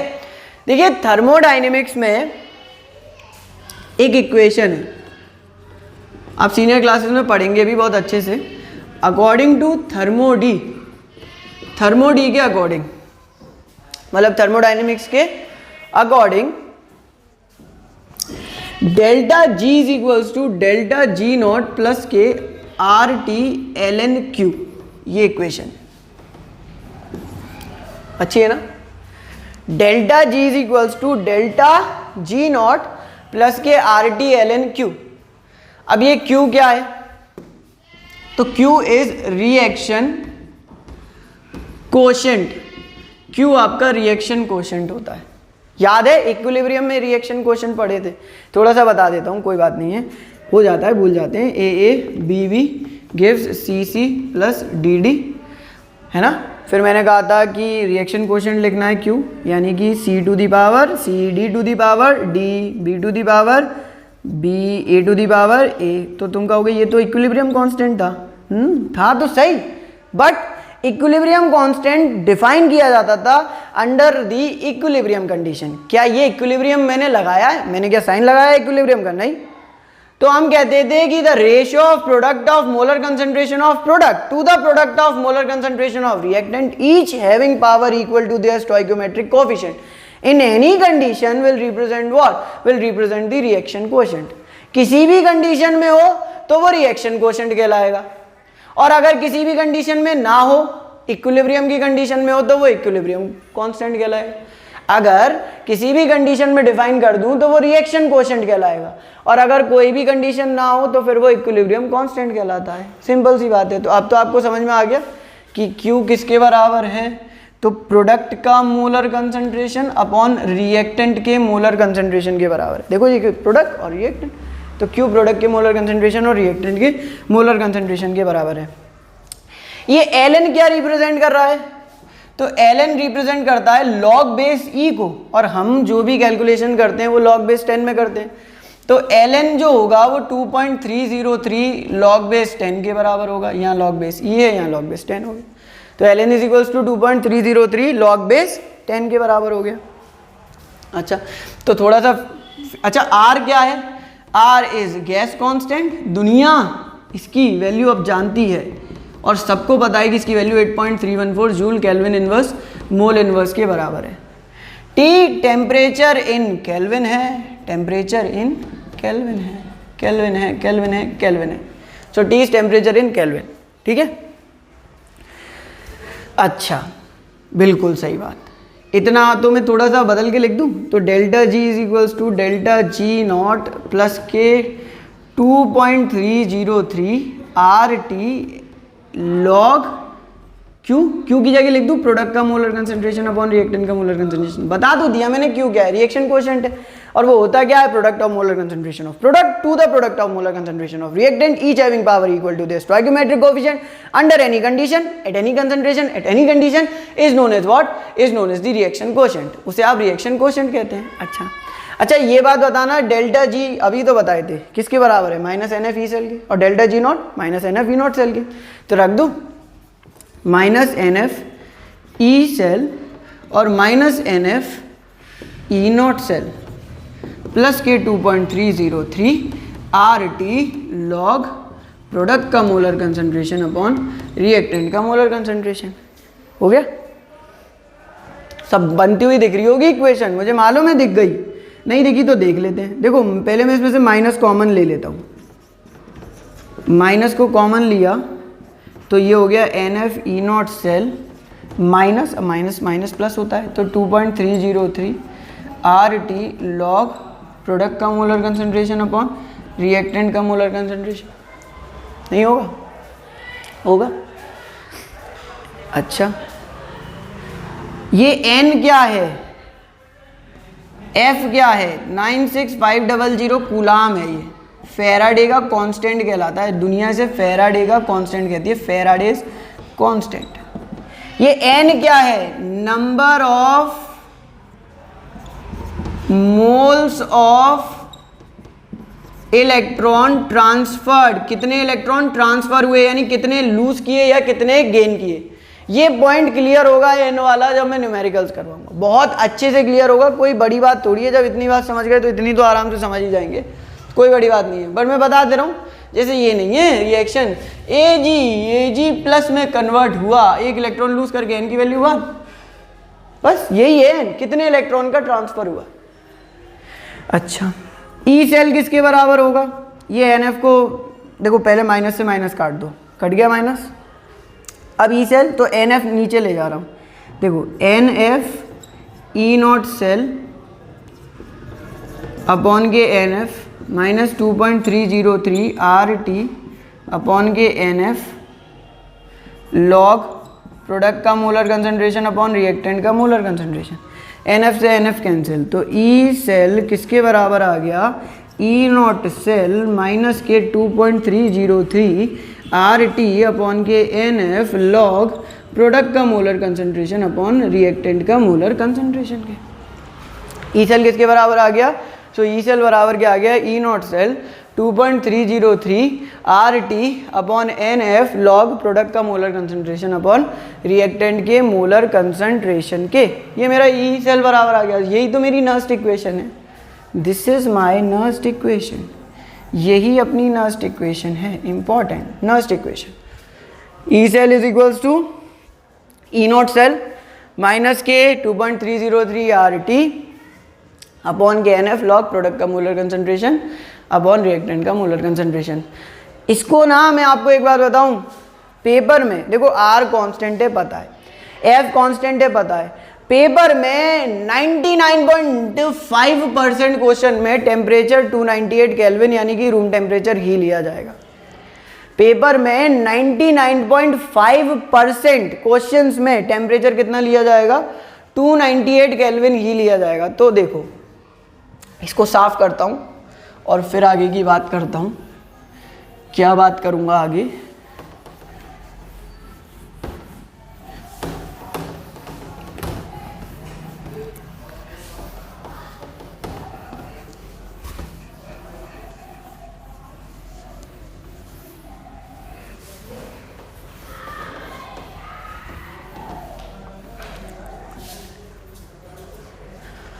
मैंने कहा कि E cell equals to E not cell minus के 2.303 RT upon के NF लॉग प्रोडक्ट का मोलर कंसंट्रेशन अपॉन रिएक्टेंट के मोलर कंसंट्रेशन के बराबर आपकी वैल्यूज आ रही हैं। दीज आर योर वैल्यू, ये हो गई आपकी वैल्यूज, ठीक है। अब मैंने कहा कि 99.5% क्वेश्चंस में टेम्परेचर 298 केल्विन दिया जाएगा। आर मुझे पता है 8.314 joule, kelvin inverse mole inverse के बराबर होता है, और एफ 96500 कूलाम के बराबर होता है। N number of moles of electron transfer है जो कि हर इक्वेशन में चेंज होती रहेगी। तो E cell is equals to E not cell minus 2.303 into 8.314 into 298 upon N into 96500 log product का मोलर कंसंट्रेशन अपॉन रिएक्टेंट का मोलर कंसंट्रेशन, ठीक है, इसके बराबर हो गया। तो E cell is equals to E not cell minus के 2.303 8.314 into 298 upon N into F. अब इस पूरे को सॉल्व करा तो सॉल्व करने पर क्या आया, तो ई नॉट सेल माइनस के 0.0591 अपॉन एन लॉग प्रोडक्ट का मोलर कंसंट्रेशन अपॉन रिएक्टेंट का मोलर कंसंट्रेशन। ये most important form of Nernst equation और नर्नेस्ट इक्वेशन है। ये वाली फॉर्म तो आपको याद ही होनी चाहिए कि E cell equals to E not cell minus के 0.0591 अपॉन एन लॉग प्रोडक्ट का मोलर कंसंट्रेशन अपॉन रिएक्टेंट का मोलर कंसंट्रेशन। क्या, E cell is equals to E not cell minus के 0.0591 अपॉन एन लॉग प्रोडक्ट का molar concentration upon reactant का molar concentration, ठीक है। ये नर्स्ट इक्वेशन की एक फॉर्म हो गई। और देखो पेपर में सवाल कैसे आएंगे, थोड़े बहुत क्वेश्चंस कर लेते हैं। ये तो समझ गए ना, E cell is equals to E not cell minus 0.0591 upon N log product का मोलर कंसंट्रेशन अपॉन रिएक्टेंट का मोलर कंसंट्रेशन। कुछ क्वेश्चंस करवा लेते हैं। अब ये नर्स्ट इक्वेशन हो गई। अब मेरे लिए सब कुछ नर्स्ट इक्वेशन है, वो भी साफ कर दूंगा, ये भी साफ कर दूंगा। अब आपके दिमाग में रहेगा सब कुछ डेटा, क्योंकि सब कुछ हम फिक्स कर चुके हैं बहुत आराम से और अच्छे से, ठीक है। तो पूरा साफ करेंगे और अब अप्लाई करेंगे नर्स्ट इक्वेशन या नर्नेस्ट इक्वेशन को। हाँ, अभी इसकी कुछ और फॉर्म्स भी बताऊंगा मैं। अभी ये टॉपिक कंप्लीट नहीं हुआ है, अभी इसकी कुछ फॉर्म्स रह गई हैं, still few forms are remaining, वो भी मैं बताऊंगा। बट मेन फॉर्म मैंने आपको बता दी कि E cell equals to E not cell minus 0.0591 upon, अब 0.059 तक भी याद कर सकते हो, बट मैं पूरा याद करवाता हूँ। तो 0.0591 अपॉन एन लॉग प्रोडक्ट का मोलर कंसंट्रेशन अपॉन रिएक्टेंट का मोलर कंसंट्रेशन, ठीक है। मैं क्वेश्चन लिखता हूँ। पहला क्या कहता है क्वेश्चन, कहता है कि calculate the electrode potential of the following half cell.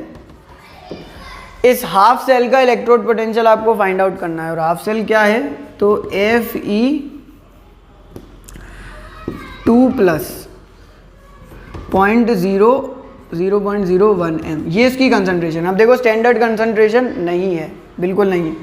At 298 kelvin उसने टेम्परेचर बता दिया है, ठीक है। बताएगा तभी रखना, वैसे मत रख देना। नहीं बताएगा तो इसका मतलब ये है कि रूम टेम्परेचर की बात कर रहा होगा। अगर स्पेसिफिक टेम्परेचर दे रहा है तो नहीं रखना। फिर Fe2 प्लस से Fe, ये आपका हो गया एक्वस और ये हो गया आपका सॉलिड। तो देखते हैं, सॉल्व करते हैं।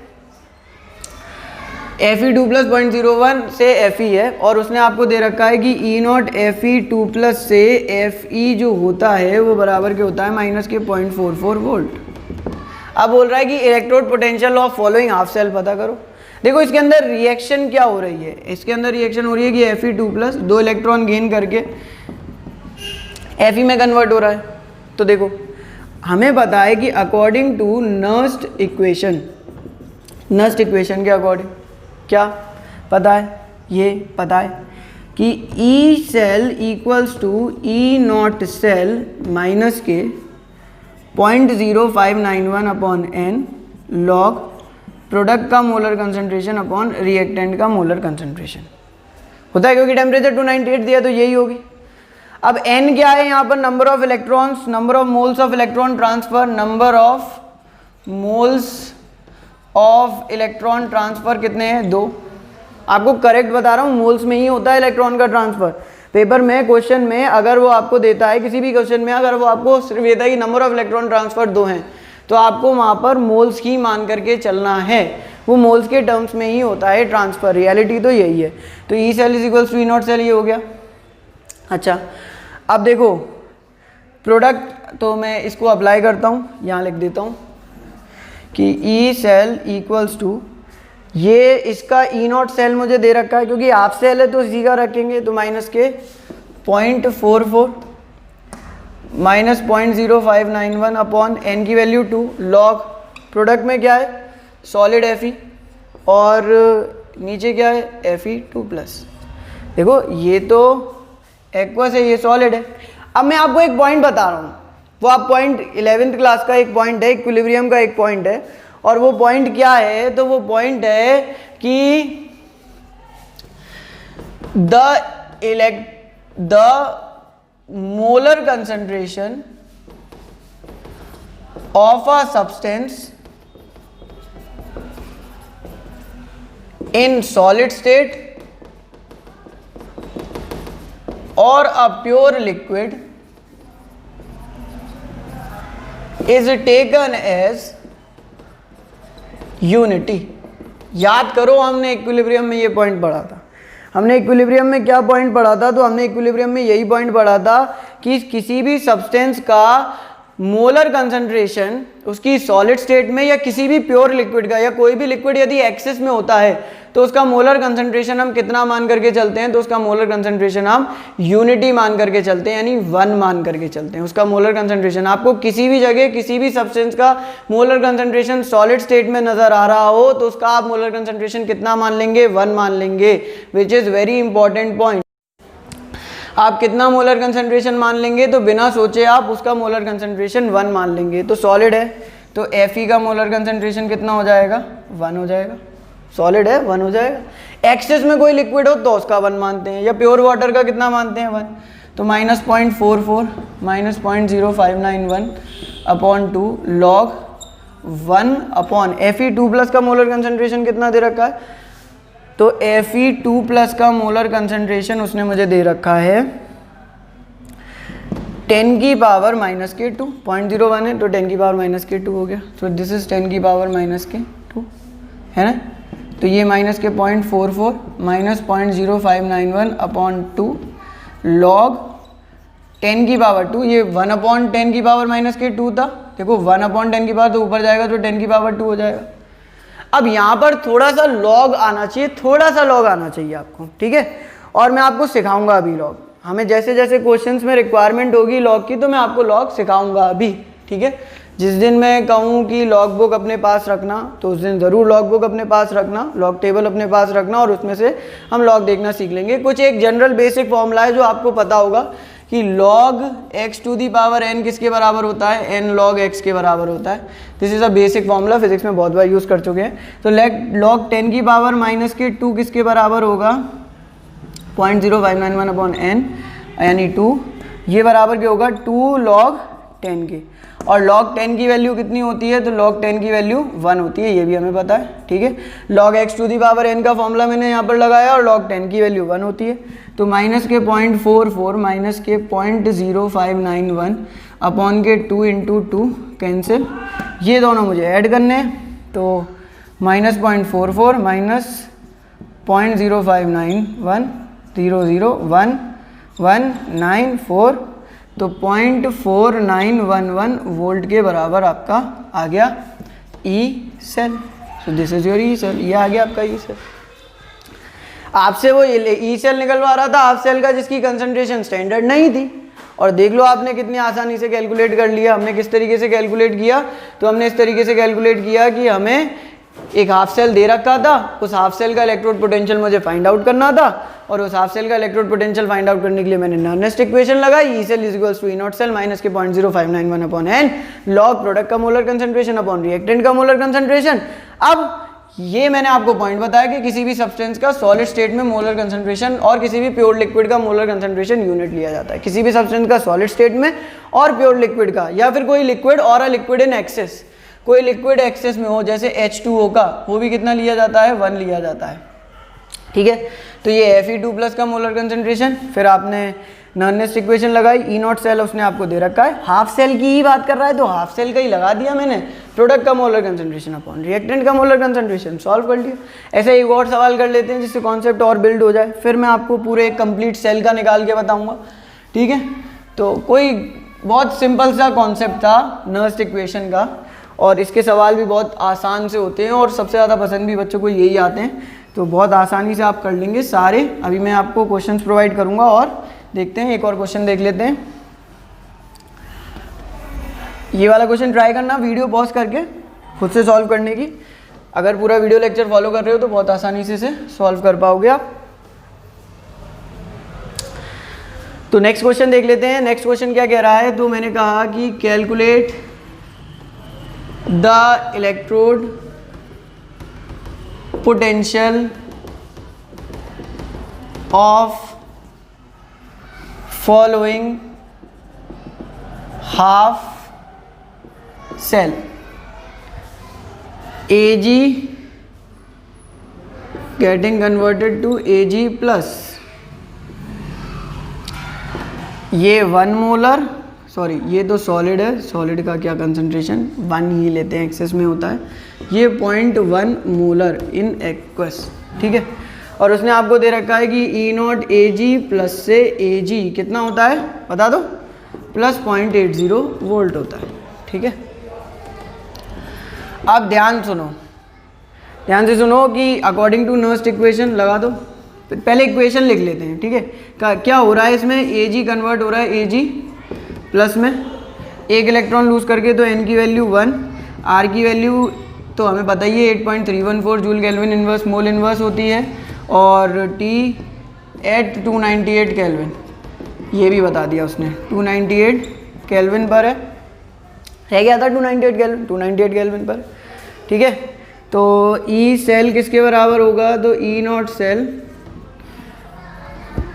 बड़ी वाली लिखूँ 2.303 RT अपॉन के NF equals to log product का मोलर कंसंट्रेशन अपॉन रिएक्टेंट का, कभी कभी लिख लेनी चाहिए जिससे क्या होता है याद ज़्यादा अच्छे से बनी रहती है। तो ई सेल किसके बराबर होगा, तो ई नॉट सेल माइनस के 0.0591 अपॉन n, टेम्परेचर 298 ही है, लॉग प्रोडक्ट का मोलर कंसंट्रेशन अपॉन रिएक्टेंट का मोलर कंसंट्रेशन, है ना। सो ई सेल ई नॉट कितना दे रखा है 0.0591 अपॉन के n, ये माइनस तो लगा दो, ये प्लस का है, n की वैल्यू है 1, और लॉग प्रोडक्ट Ag प्लस का मोलर कंसंट्रेशन, रिएक्टेंट Ag का मोलर कंसंट्रेशन, सॉलिड है तो it is taken as 1, this is in solid, solid is taken as unity. So E cell equals to 0.80 minus के 0.0591 upon 1 log 10 की power minus के 1, देखो ये दिया है आपको कितना, 10 की पावर माइनस के 1 मोलर, ये मैंने Ag प्लस का रख दिया, अब मुझे पता है कि log x to the power n is equals to n log x के बराबर होता है, तो E cell equals to 0.80 plus के, देखो मतलब ये क्या हो जाएगा, प्लस का हो जाएगा ना, माइनस के क्या होता है, -1.0591 log 10 की वैल्यू 1 होती है, तो 0.80 प्लस के 0.0591 प्लस करना है 0.80 और 0.0591 1958, तो 0.8591 वोल्ट के बराबर आ गया आपका ई सेल। ये आपने ई सेल कैलकुलेट कर लिया। तो देख लीजिए, ये आपने electrode potential of another half cell, एक और हाफ सेल आपको दे रखा था, और उस एक और हाफ सेल का इलेक्ट्रोड पोटेंशियल आपने इजीली क्या कर दिया, फाइंड आउट कर दिया, इजीली फाइंड आउट कर दिया। ठीक है, अच्छा अभी एक कंप्लीट सेल का इलेक्ट्रोड पोटेंशियल फाइंड आउट करते हैं। ठीक है, electrode potential of a complete cell, जिसके अंदर कैथोड भी पूरा होगा और एनोड भी पूरा होगा। ठीक है, और उससे रिलेटेड वैसे ही सवाल आते हैं, कोई घबराने की बात नहीं है, आपको सारे क्वेश्चंस आ जाएंगे, बस इन क्वेश्चंस की प्रैक्टिस करिए और वीडियो लेक्चर्स को फॉलो करते रहिए, सारे क्वेश्चंस अपने आप बनने लग जाएंगे इलेक्ट्रोकेमिस्ट्री के। ठीक है, तो एक और क्वेश्चन कर लेते हैं।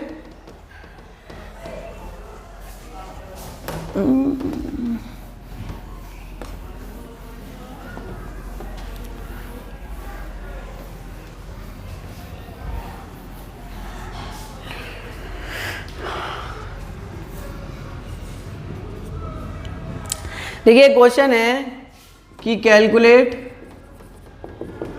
The EMF of cell at 298 kelvin.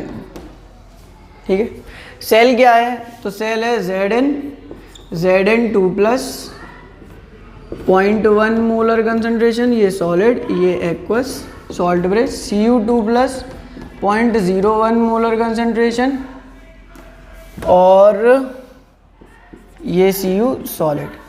ठीक है, ये मुझे दे रखा है, टेम्परेचर 298 केल्विन है, और उसने मुझे दे रखा है कि ई नॉट Zn 2 प्लस से Zn कितना दे रखा है, प्लस 0.34 वोल्ट दे रखा है, ई नॉट Cu2 प्लस से Cu कितना दे रखा है, सॉरी Zn का उल्टा लिख दिया, -0.76, और इसका प्लस 0.34 वोल्ट दे रखा है।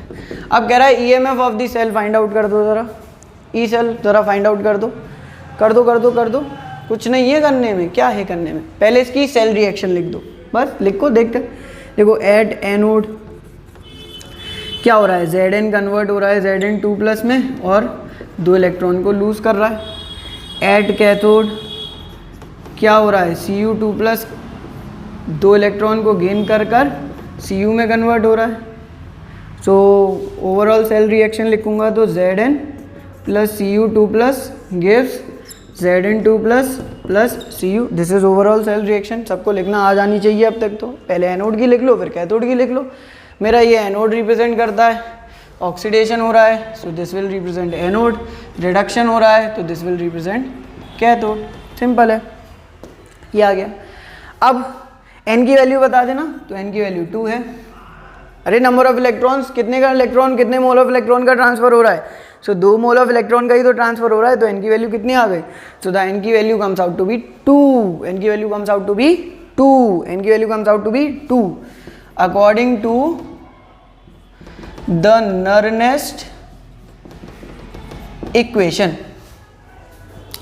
नर्नेस्ट इक्वेशन के अकॉर्डिंग क्या हो रहा है, तो देखो नर्नेस्ट इक्वेशन के according E cell equals to E not cell minus के 0.0591 अपॉन n लॉग, ये क्यों रखी है, टेम्परेचर 298 दे रखा है, प्रोडक्ट का मोलर कंसंट्रेशन अपॉन रिएक्टेंट का मोलर कंसंट्रेशन, नहीं 0.0591 अपॉन n लॉग प्रोडक्ट का मोलर कंसंट्रेशन अपॉन रिएक्टेंट का मोलर कंसंट्रेशन।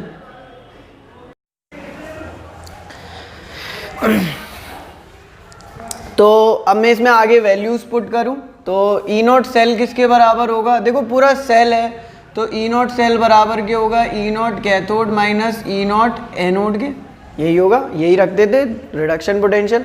यहाँ पर हम रिडक्शन पोटेंशियल ही रखते हैं, तो E not cell is equals to E naught cathode minus E naught anode के। ये हो गया 0.0591 अपॉन के, एन की वैल्यू है 2 लॉग।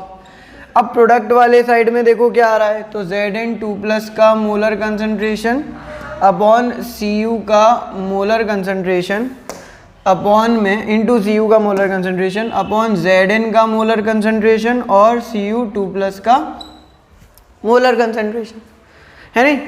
अब ई नॉट कैथोड मतलब कि 0.34 माइनस के प्लस का हो गया, तो प्लस के 0.76, ये हो गया माइनस के 0.0591 अपॉन के 2, ये हो गया लॉग। अब देखो ये सॉलिड है, ये सॉलिड है, तो इनका 1 हो जाएगा, तो Zn2+ का मोलर कंसंट्रेशन अपॉन Cu2+ का मोलर कंसंट्रेशन। देखो एक बात समझना, यहाँ पर कौन सी वाली स्टेट आ रही है, ऑक्सीडाइज्ड वाली स्टेट, इसका क्या हो रहा है, ऑक्सीडेशन ही तो हो रहा है। और नीचे कौन सी स्टेट आ रही है, रिड्यूस वाली स्टेट, जिसका क्या हो रहा है, रिडक्शन हो रहा है। तो एक फॉर्म ऑफ नर्स्ट इक्वेशन ये भी बनती है, क्या बनती है तो मैं बता देता हूँ कि E cell equals to E not cell minus 0.0591 temperature 298 kelvin पर, 298 केल्विन के टेम्परेचर पर upon N log oxidised state, यानी जिस स्टेट का ऑक्सीडेशन हो रहा है वो, अपॉन के reduced state, oxidised state upon के रिड्यूस्ड स्टेट। एक फॉर्म ये भी बनती है। या फिर एक फॉर्म में आप देखो कि ये किसकी तरफ, ये क्या कौन सा वाला पोर्शन आ रहा है, एनोड वाला ही तो आ रहा है, Zn2+ एनोड वाला फॉर्म है और Cu2+ कैथोड वाला फॉर्म है। तो one form of Nernst equation is also that कि E cell equals to E not cell minus 0.0591 upon N log anode का मोलर कंसंट्रेशन अपॉन कैथोड का molar concentration, anode upon cathode का molar concentration, anode upon cathode का molar concentration. Solid state वालों को तो आप 0 लोगे ही ना, वो 1 तो लोगे ही, इनका तो 1 होगा, यूनिटी होगा, anode upon cathode, oxidise state upon reduce state. Zn2+ का ऑक्सीडेशन हो रहा है तो वो ऑक्सीडाइज स्टेट हो गई, Cu2+ का रिडक्शन हो रहा है तो वो रिड्यूस स्टेट हो गई। तो वो और मैंने फॉर्मूले में क्या कर दिया है, प्लेस कर दिया है कि E cell is equals to E not cell minus के 0.0591 upon N log anode upon cathode. These are another 2 forms of Nernst equation. मैं पूरा समराइज करूंगा, नर्स्ट इक्वेशन की सारी फॉर्म्स भी लिख दूंगा अभी, बट इसको आगे सॉल्व कर लेते हैं तब तक। अब ये ये क्या, ये दोनों को ऐड करूंगा तो 1.1 आएगा, ये 0.0591 अपॉन के 2 आएगा। Zn2+ का मोलर कंसंट्रेशन 10 की पावर -1 है और इसका 10 की पावर -2 है। देखो ये तो 10 की पावर -2 ही तो होगा, अरे 0.01 है तो 1/100 यानी 10 की पावर -2, तो दिस इज 10 की पावर -2, सो 1.1 लॉग तो रह गया, लॉग लगा दो, तो 0.0591 अपॉन के 2 लॉग। अब ये ऊपर जाएगा तो प्लस का होगा, तो 10 की पावर 1 बचेगा, प्लस का 1 बचेगा, यानी कि ये हो गया 1.1 माइनस के 0.0591 अपॉन 2, 1 लॉग 10, 1 लॉग 10 इज 1, ये काटो, यहाँ लिख दे रहा हूँ सॉल्यूशन आगे का। तो ये हो रहा है 1.1 माइनस के, अब देखो 0.2 है नहीं, तो 1.1 माइनस के 0.02, तो 10 में से 2 गए, 8 बचे और ये 0, तो 1.08 volt will be the answer. ये आ जाएगा ई सेल की वैल्यू फॉर दिस सेल। आपको समझ में आ गया अप्लाई कैसे किया पूरे सेल के लिए? वो कोई डिफरेंस तो था नहीं, प्रोडक्ट का मोलर कंसंट्रेशन अपॉन रिएक्टेंट का मोलर कंसंट्रेशन। आपने क्या करना था कि सेल रिएक्शन बनानी थी और पूरी सेल रिएक्शन लिख देनी थी। फिर ई नॉट सेल कैसे लिखना था, तो मैंने आपको बता दिया कि ई नॉट सेल आपको कैसे लिखना था। तो ई नॉट सेल आपको लिखना था E naught cathode minus E naught anode की फॉर्म में। एक और क्वेश्चन बता देता हूँ मैं आपको, फिर पूरी तरीके से नर्स्ट इक्वेशन मेरे हिसाब से आपको क्लियर हो जानी चाहिए। पर मैं पहले आपको सारी फॉर्म्स साइड में लिख दूँ, all forms of Nernst equation. हमने अभी बहुत सारी फॉर्म्स पढ़ ली अलग अलग फॉर्म्स में, तो वो सारी लिख देता हूँ मैं। देखो देखो different forms of Nernst equation, different forms Nernst equation की अलग अलग फॉर्म्स क्या क्या है। देखो एक तो फॉर्म आपने पढ़ी कि E cell is equals to E not cell plus के आर टी माइनस के R T L N Q, है ना। ये फिर हमने चेंज करी थी, वरना ये माइनस के R T L N Q के बराबर थी, ठीक है। अच्छा, फिर अपॉन के एन एफ भी था इसमें, ठीक है। E cell is equals to E not cell minus के R T upon N F L N Q के बराबर थी। फिर मैंने इसे लॉग बेस 10 को चेंज किया था, तो मैंने कहा E cell is equals to E not cell minus के 2.303 आर टी अपॉन के एन एफ और लॉग क्यू के बराबर थी। फिर मैंने कहा कि क्यू की वैल्यू रखनी थी, तो ई नॉट सेल माइनस के 2.303 आर टी अपॉन के एन एफ लॉग प्रोडक्ट का मोलर कंसंट्रेशन अपॉन रिएक्टेंट का मोलर कंसंट्रेशन के बराबर थी, ठीक है।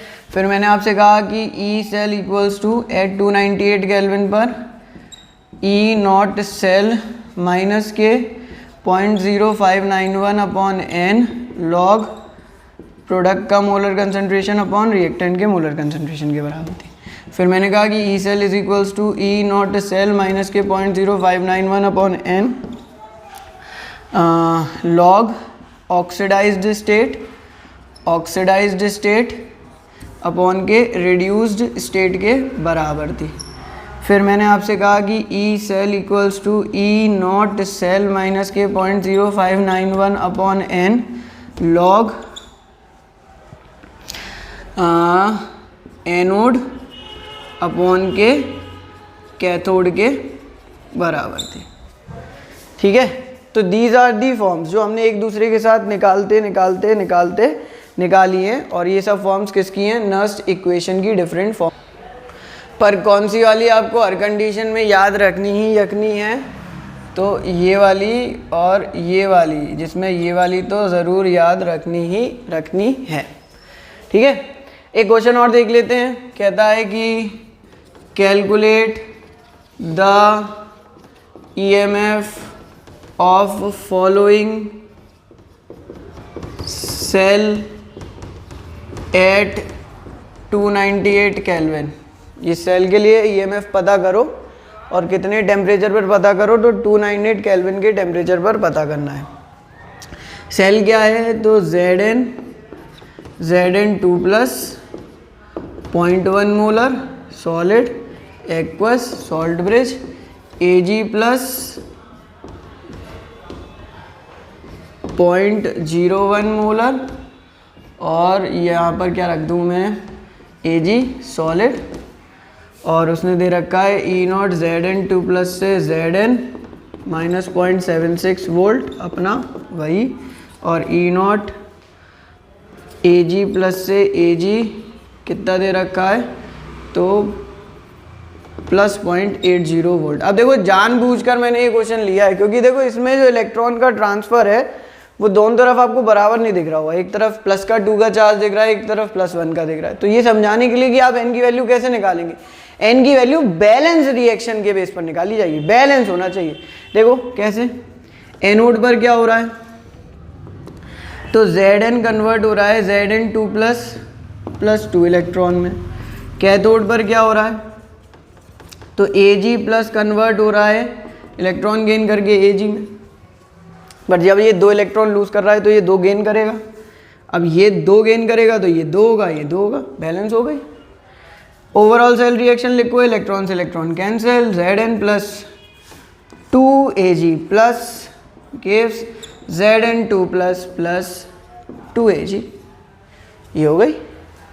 अब आपको क्या करना है, अब यहाँ से आपको n की वैल्यू पता चल गई कि n की वैल्यू कितनी है, 2 है, 2 ही तो हो रहा है, ओवरऑल तो 2 ही हो रहा है, तो यहाँ से आपको n की वैल्यू पता चल गई 2। आपको इक्वेशन बैलेंस करनी पड़ेगी, तब जाकर के आप n की वैल्यू को क्या करेंगे, फाइंड आउट करेंगे। अब मुझे क्या करना है, अब मुझे ई सेल निकालना है। ये मैं रफ कर देता हूँ। डिफरेंट फॉर्म्स हैं from the same equation, that is your Nernst equation की अलग अलग फॉर्म्स हैं, ठीक है। दो याद करने को लिए बोली है मैंने। So E cell equals to E not cell minus के 0.0591 अपॉन एन लॉग प्रोडक्ट का मोलर कंसंट्रेशन अपॉन रिएक्टेंट का मोलर कंसंट्रेशन, है ना। E not cell E naught cathode minus E naught anode के बराबर होगा माइनस के 0.0591 अपॉन के 2 के बराबर होगा लॉग प्रोडक्ट का मोलर कंसंट्रेशन में Zn2 प्लस का मोलर कंसंट्रेशन Ag की पावर है 2 और रिएक्टेंट में Zn2 प्लस और यहाँ पर Ag प्लस कैसे आ गया, प्लस ही आएगा, Zn2 प्लस नहीं आएगा, यहाँ पर Zn और Ag प्लस की पावर 2। ये तो सॉलिड स्टेट में, सॉलिड स्टेट में मतलब Ag का molar concentration will be taken as 1, Zn का molar concentration will be taken as 1, unity होगा। ये कैथोड की तरह यहाँ पर कनेक्ट करेगा तो 0.80 माइनस माइनस प्लस हो जाएंगे, प्लस के 0.76 है ना, ये माइनस के 0.0591 अपॉन 2 लॉग Zn2 प्लस का मोलर कंसंट्रेशन कितना है, तो 10 की पावर माइनस के 1 है, तो 10 की पावर माइनस के 1 रख दो। और Ag प्लस का मोलर कंसंट्रेशन कितना है, तो 10 की पावर माइनस के 2 है। और ये देखो स्टोइकोमेट्रिक कोफिशिएंट पावर में चले जाते हैं, आप रिएक्शन कोफिशिएंट रखते हैं तो स्टोइकोमेट्रिक कोफिशिएंट पावर में ही जाते हैं। ये मैं सॉल्व कर दूं तो ये 10 की पावर माइनस के 4 हो जाएगा, ऊपर जाएगा तो 10 की पावर 3 हो जाएगा। ये 8 7 15 1.56 माइनस 0.0591 अपॉन के 2 लॉग, ऊपर जाओ तो लॉग 10 की power 3 log x to the power n is equals to n log of x हो जाएगा। तो यानी कि 1.56 माइनस के 0.0591 अपॉन इंटू 3 लॉग 10 अपॉन के 2, और इसको मैं काट देता हूँ तो ये 1.56 माइनस के 0.02 इंटू 3 के बराबर हो जाएगा 1.56 और 0.06 के बराबर हो जाएगा। I am doing calculation a bit fast, you should do it more regularly, ठीक है। तो 1.56 और 0.06 6 6 12, so 1.62 volt is the answer, this is the E cell. ये आपने ई सेल फाइंड आउट कर दिया using the Nernst equation, Nernst equation का इस्तेमाल करते हुए, ठीक है। अच्छा, एक पॉइंट और बता देता हूँ जल्दी से और आपकी नर्स्ट इक्वेशन पूरी तरीके से कंप्लीट हो जाएगी। ये साफ करते हुए लास्ट पॉइंट और बता देता हूँ।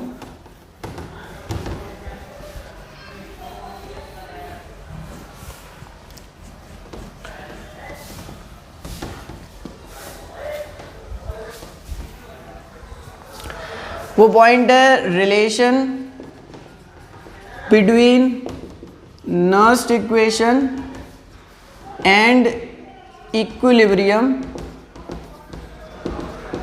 कांस्टेंट, ये पॉइंट है, ठीक है। Relation between Nernst equation and equilibrium constant. देखिए आपको पता है कि एट इक्विलिब्रियम, जब रिएक्शन में इक्विलिब्रियम होता है, जैसे A plus B gives C plus D. अब इस रिएक्शन में जब इक्विलिब्रियम होगा तो जो रिएक्शन कोशेंट होगा वही किसके बराबर हो जाएगा, इक्विलिब्रियम कांस्टेंट के बराबर हो जाएगा। Reaction quotient will be equal to what, equilibrium constant, वो Kc के बराबर हो जाएगा। तो मैं लिखूँ कि E cell is equals to 0.0, मतलब ई नॉट सेल माइनस के 0.0591 298 केल्विन के टेम्परेचर पर, ठीक है, अपॉन के n लॉग Q। तो लॉग Q की जगह पर अब यहाँ क्या आने लगेगा, Kc। किस कंडीशन में है, इक्विलिब्रियम पर, क्योंकि Kc किसके बराबर हो जाता है, Q के बराबर हो जाता है। ये किसके बराबर हो जाएगा, product of C to the power C, D to the power D, A to the power A और B to the power B के, ठीक है। अब एक बात समझो, एट इक्विलिब्रियम पर ई सेल किसके बराबर हो जाता है, मैंने आपको बताया था इक्विलिब्रियम पर ई सेल किसके बराबर होता है, 0 के बराबर हो जाता है। E cell will be equal to what, E cell will be equal to 0। तो मैं यहाँ से 0 is equals to E not cell minus के 0.0591 अपॉन एन लॉग के सी रखूँ, ठीक है। ये इधर जाएगा तो माइनस के E not cell equals to minus के 0.0591 अपॉन के एन लॉग के सी के बराबर होगा। ये हटाया तो ई नॉट सेल का फॉर्मूला आ गया 0.0591 अपॉन एन लॉग के सी के बराबर, ठीक है। ये हो गया। इसके बारे में हम डिस्कस नेक्स्ट वीडियो लेक्चर में और डिटेल में करेंगे।